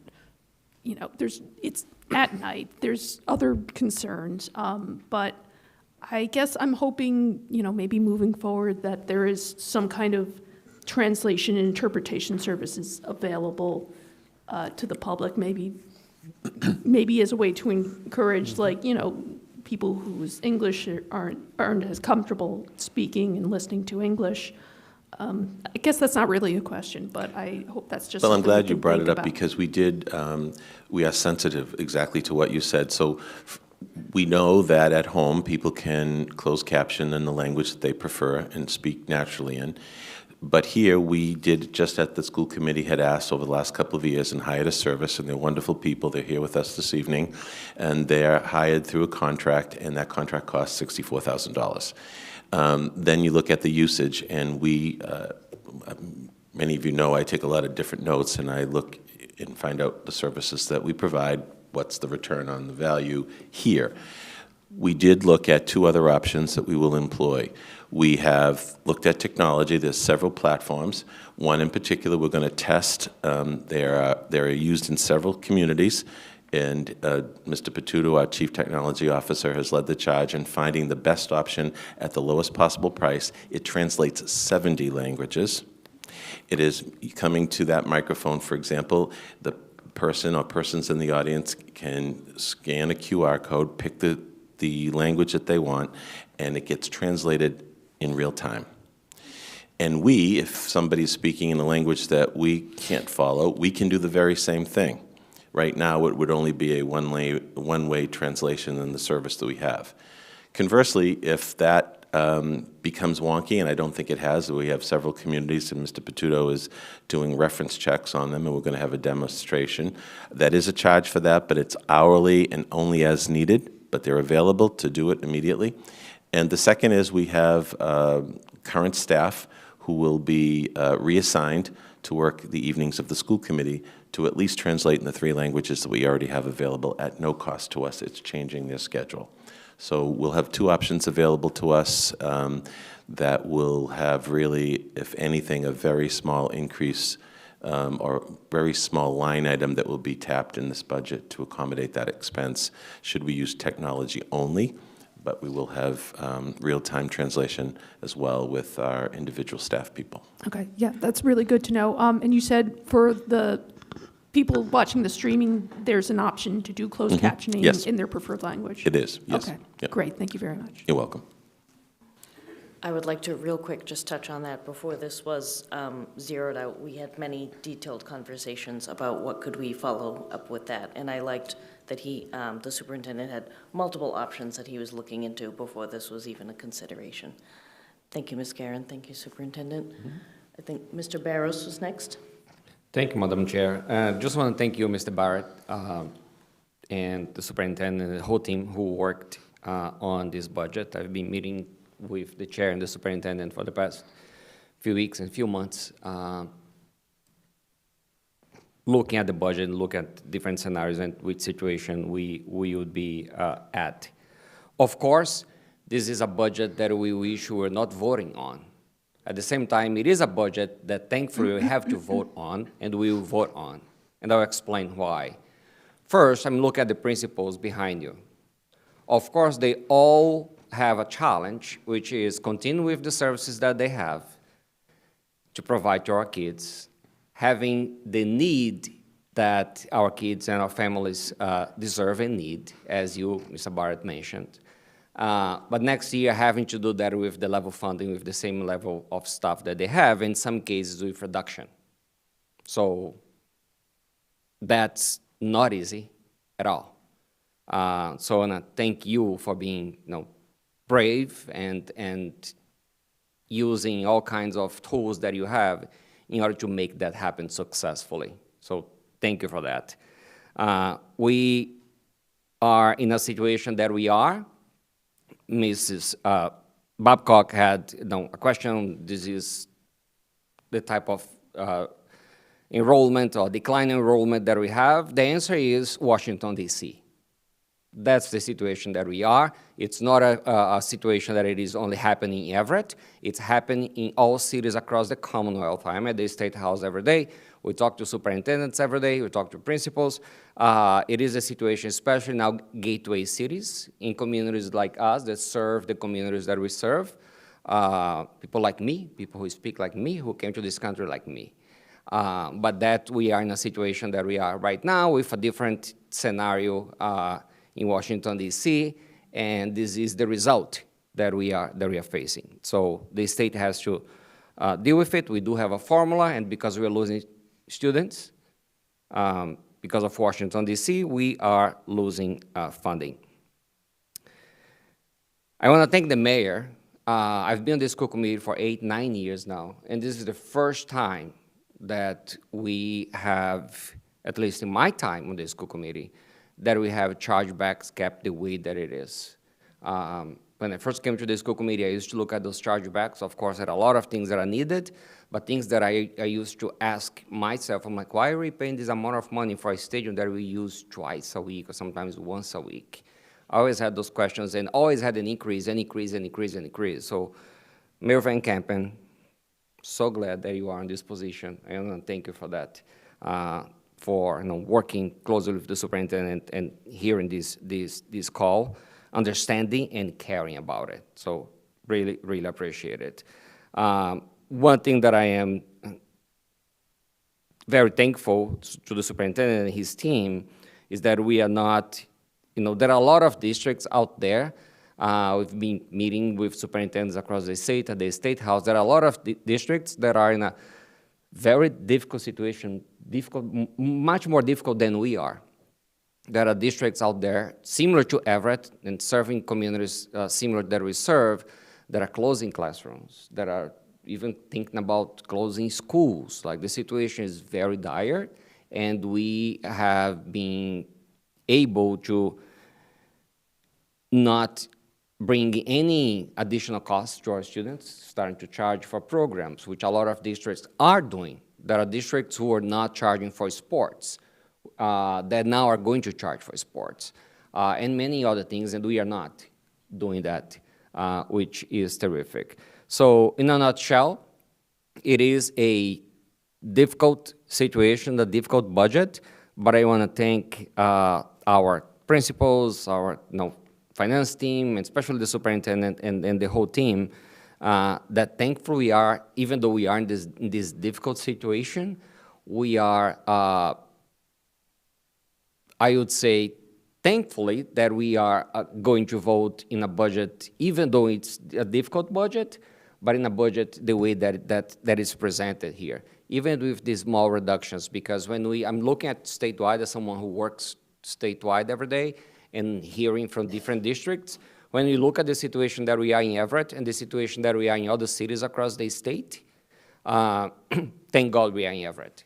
Thank God we are at EPS, because the situation, as members of the school committee, there are colleagues of ours across the state that they, right now, are having to make the hard choice and look at families and say, sorry, that's not nothing we can do.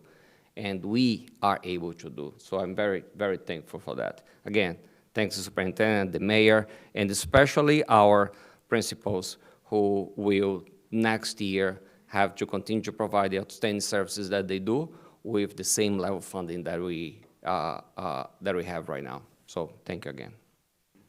Thank you, Mr. Barros. We'll go Ms. Cornelio, then Ms. Babcock.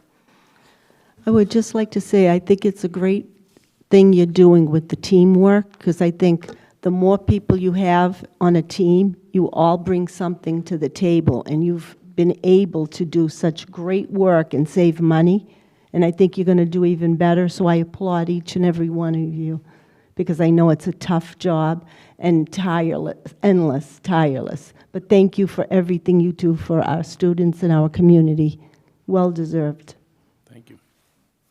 Thank you, Ms. Cornelio. Ms. Babcock? Yes, I just wanted to also just say thank you. And I want to say that when I looked at this budget, I could tell from looking at it that it was some difficult decisions were made. And when I was reading it, I was thinking, what are we going to do here? And what I'm impressed with is that the budget is level, and that major cuts have really creative and purposeful solutions. Like what we did with the subs is wonderful.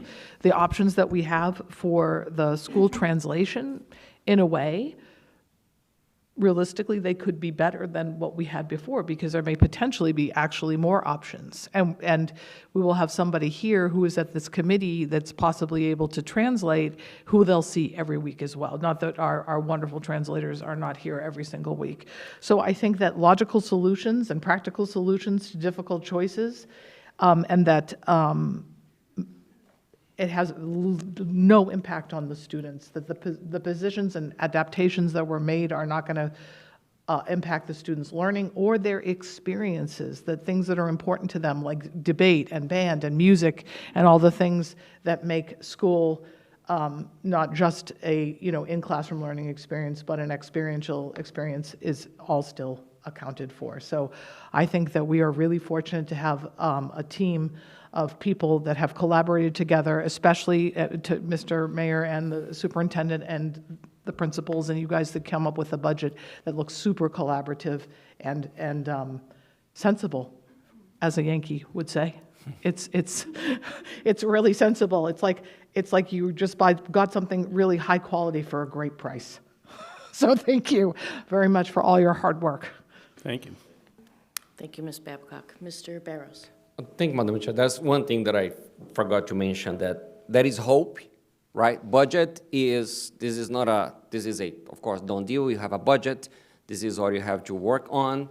But there is hope out there that perhaps the situation might change for better. The way that it works at the State House mid-year, there is always what we call supplemental budget, that there is a possibility that additional funding could come. Yesterday, the House of Representatives presented their budget, and they add a line item that the governor had not presented, which is $10 million for a school district like ours that are losing students, like mostly gateway cities, and that would be an additional money to the Chapter 70 money. So that's $10 million. Of course, the House, there was just a proposal. The House will vote on this budget by next week. And there is also, then comes the Senate budget, and there is the whole process. But there is hope that perhaps the situation could get a little better. But of course, we have to keep, functioning and working under these circumstances. But there is always a little hope at the end of the tunnel that perhaps we could get additional funding and give our principals, the needs that they have. Thank you. Thank you. Thank you, Mr. Barros. If I may, from the chair, I'd like to echo your earlier comments about thanking our leadership teams, our principals, our schools. It takes a village to raise children, and you are that village for many of us. I can speak personally to that. You have my children more than I have them at home. If they could live at school, they would.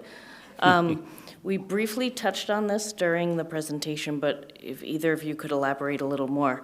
Is anything going to negatively affect the extracurricular or enrichment programs that are important to overall education for our students? There's no reduction in services, occupational PT, there's no extracurricular cuts, there's no cost to those extracurricular activities, all the clubs will continue to function, so there is nothing here that will impact those parts of our operation. Thank you very much. Any further questions? Is there a motion to excuse our guests? I make a motion to excuse our guest, and we thank you very much. Second. Motion has been made by Ms. Cornelio, seconded by Ms. Babcock to excuse our guests with the customary thanks. Roll call. Mr. Almeida Barros. Yes. Ms. Babcock. Yes. Ms. Cardello. Yes. Ms. Cornelio. Yes. Ms. Cristiano. Yes. Mr. D'Onofrio. Yes. Ms. Garin. Yes. Mayor Van Campen. Yes. Madam Chair. Yes. So moved, 9-0. 9-0, motion passed. Thank you very much. Thank you.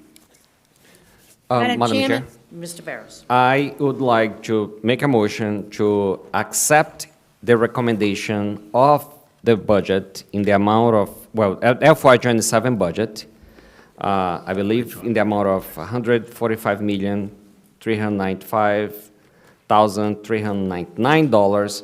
Accept this recommendation and send to our full committee meeting, which I don't remember the date, April 28th. Second. Where we will be able to vote. Second.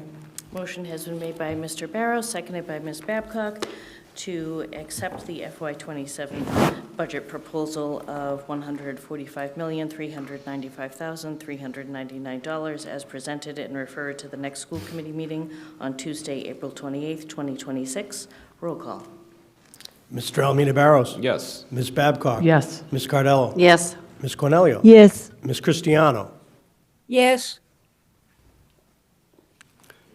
Ms. Cristiano. Yes. Mr. D'Onofrio. Yes. Ms. Garin. Yes. Mayor Van Campen. Yes. Madam Chair. Yes. So moved, 9-0. So moved, 9-0, motion passed. Superintendent, the next order of business. The next order of business is item number, Roman numeral number 4, matters for executive session. There are none before you. Roman numeral 5 is adjournment. Motion to adjourn? Motion has been made by Mr. Barros, seconded by Ms. Cardillo for adjournment. Roll call. Mr. Almeida Barros. Yes. Ms. Babcock. Yes. Ms. Cardello. Yes. Ms. Cornelio. Yes. Ms. Cristiano. Yes. Mr. D'Onofrio. Yes. Ms. Garin. Yes. Mayor Van Campen. Yes. Madam Chair. Yes. So moved, 9-0. So You are moved, adjourned. 9-0. We have adjourned at 9:05 PM. Happy April school vacation, everybody.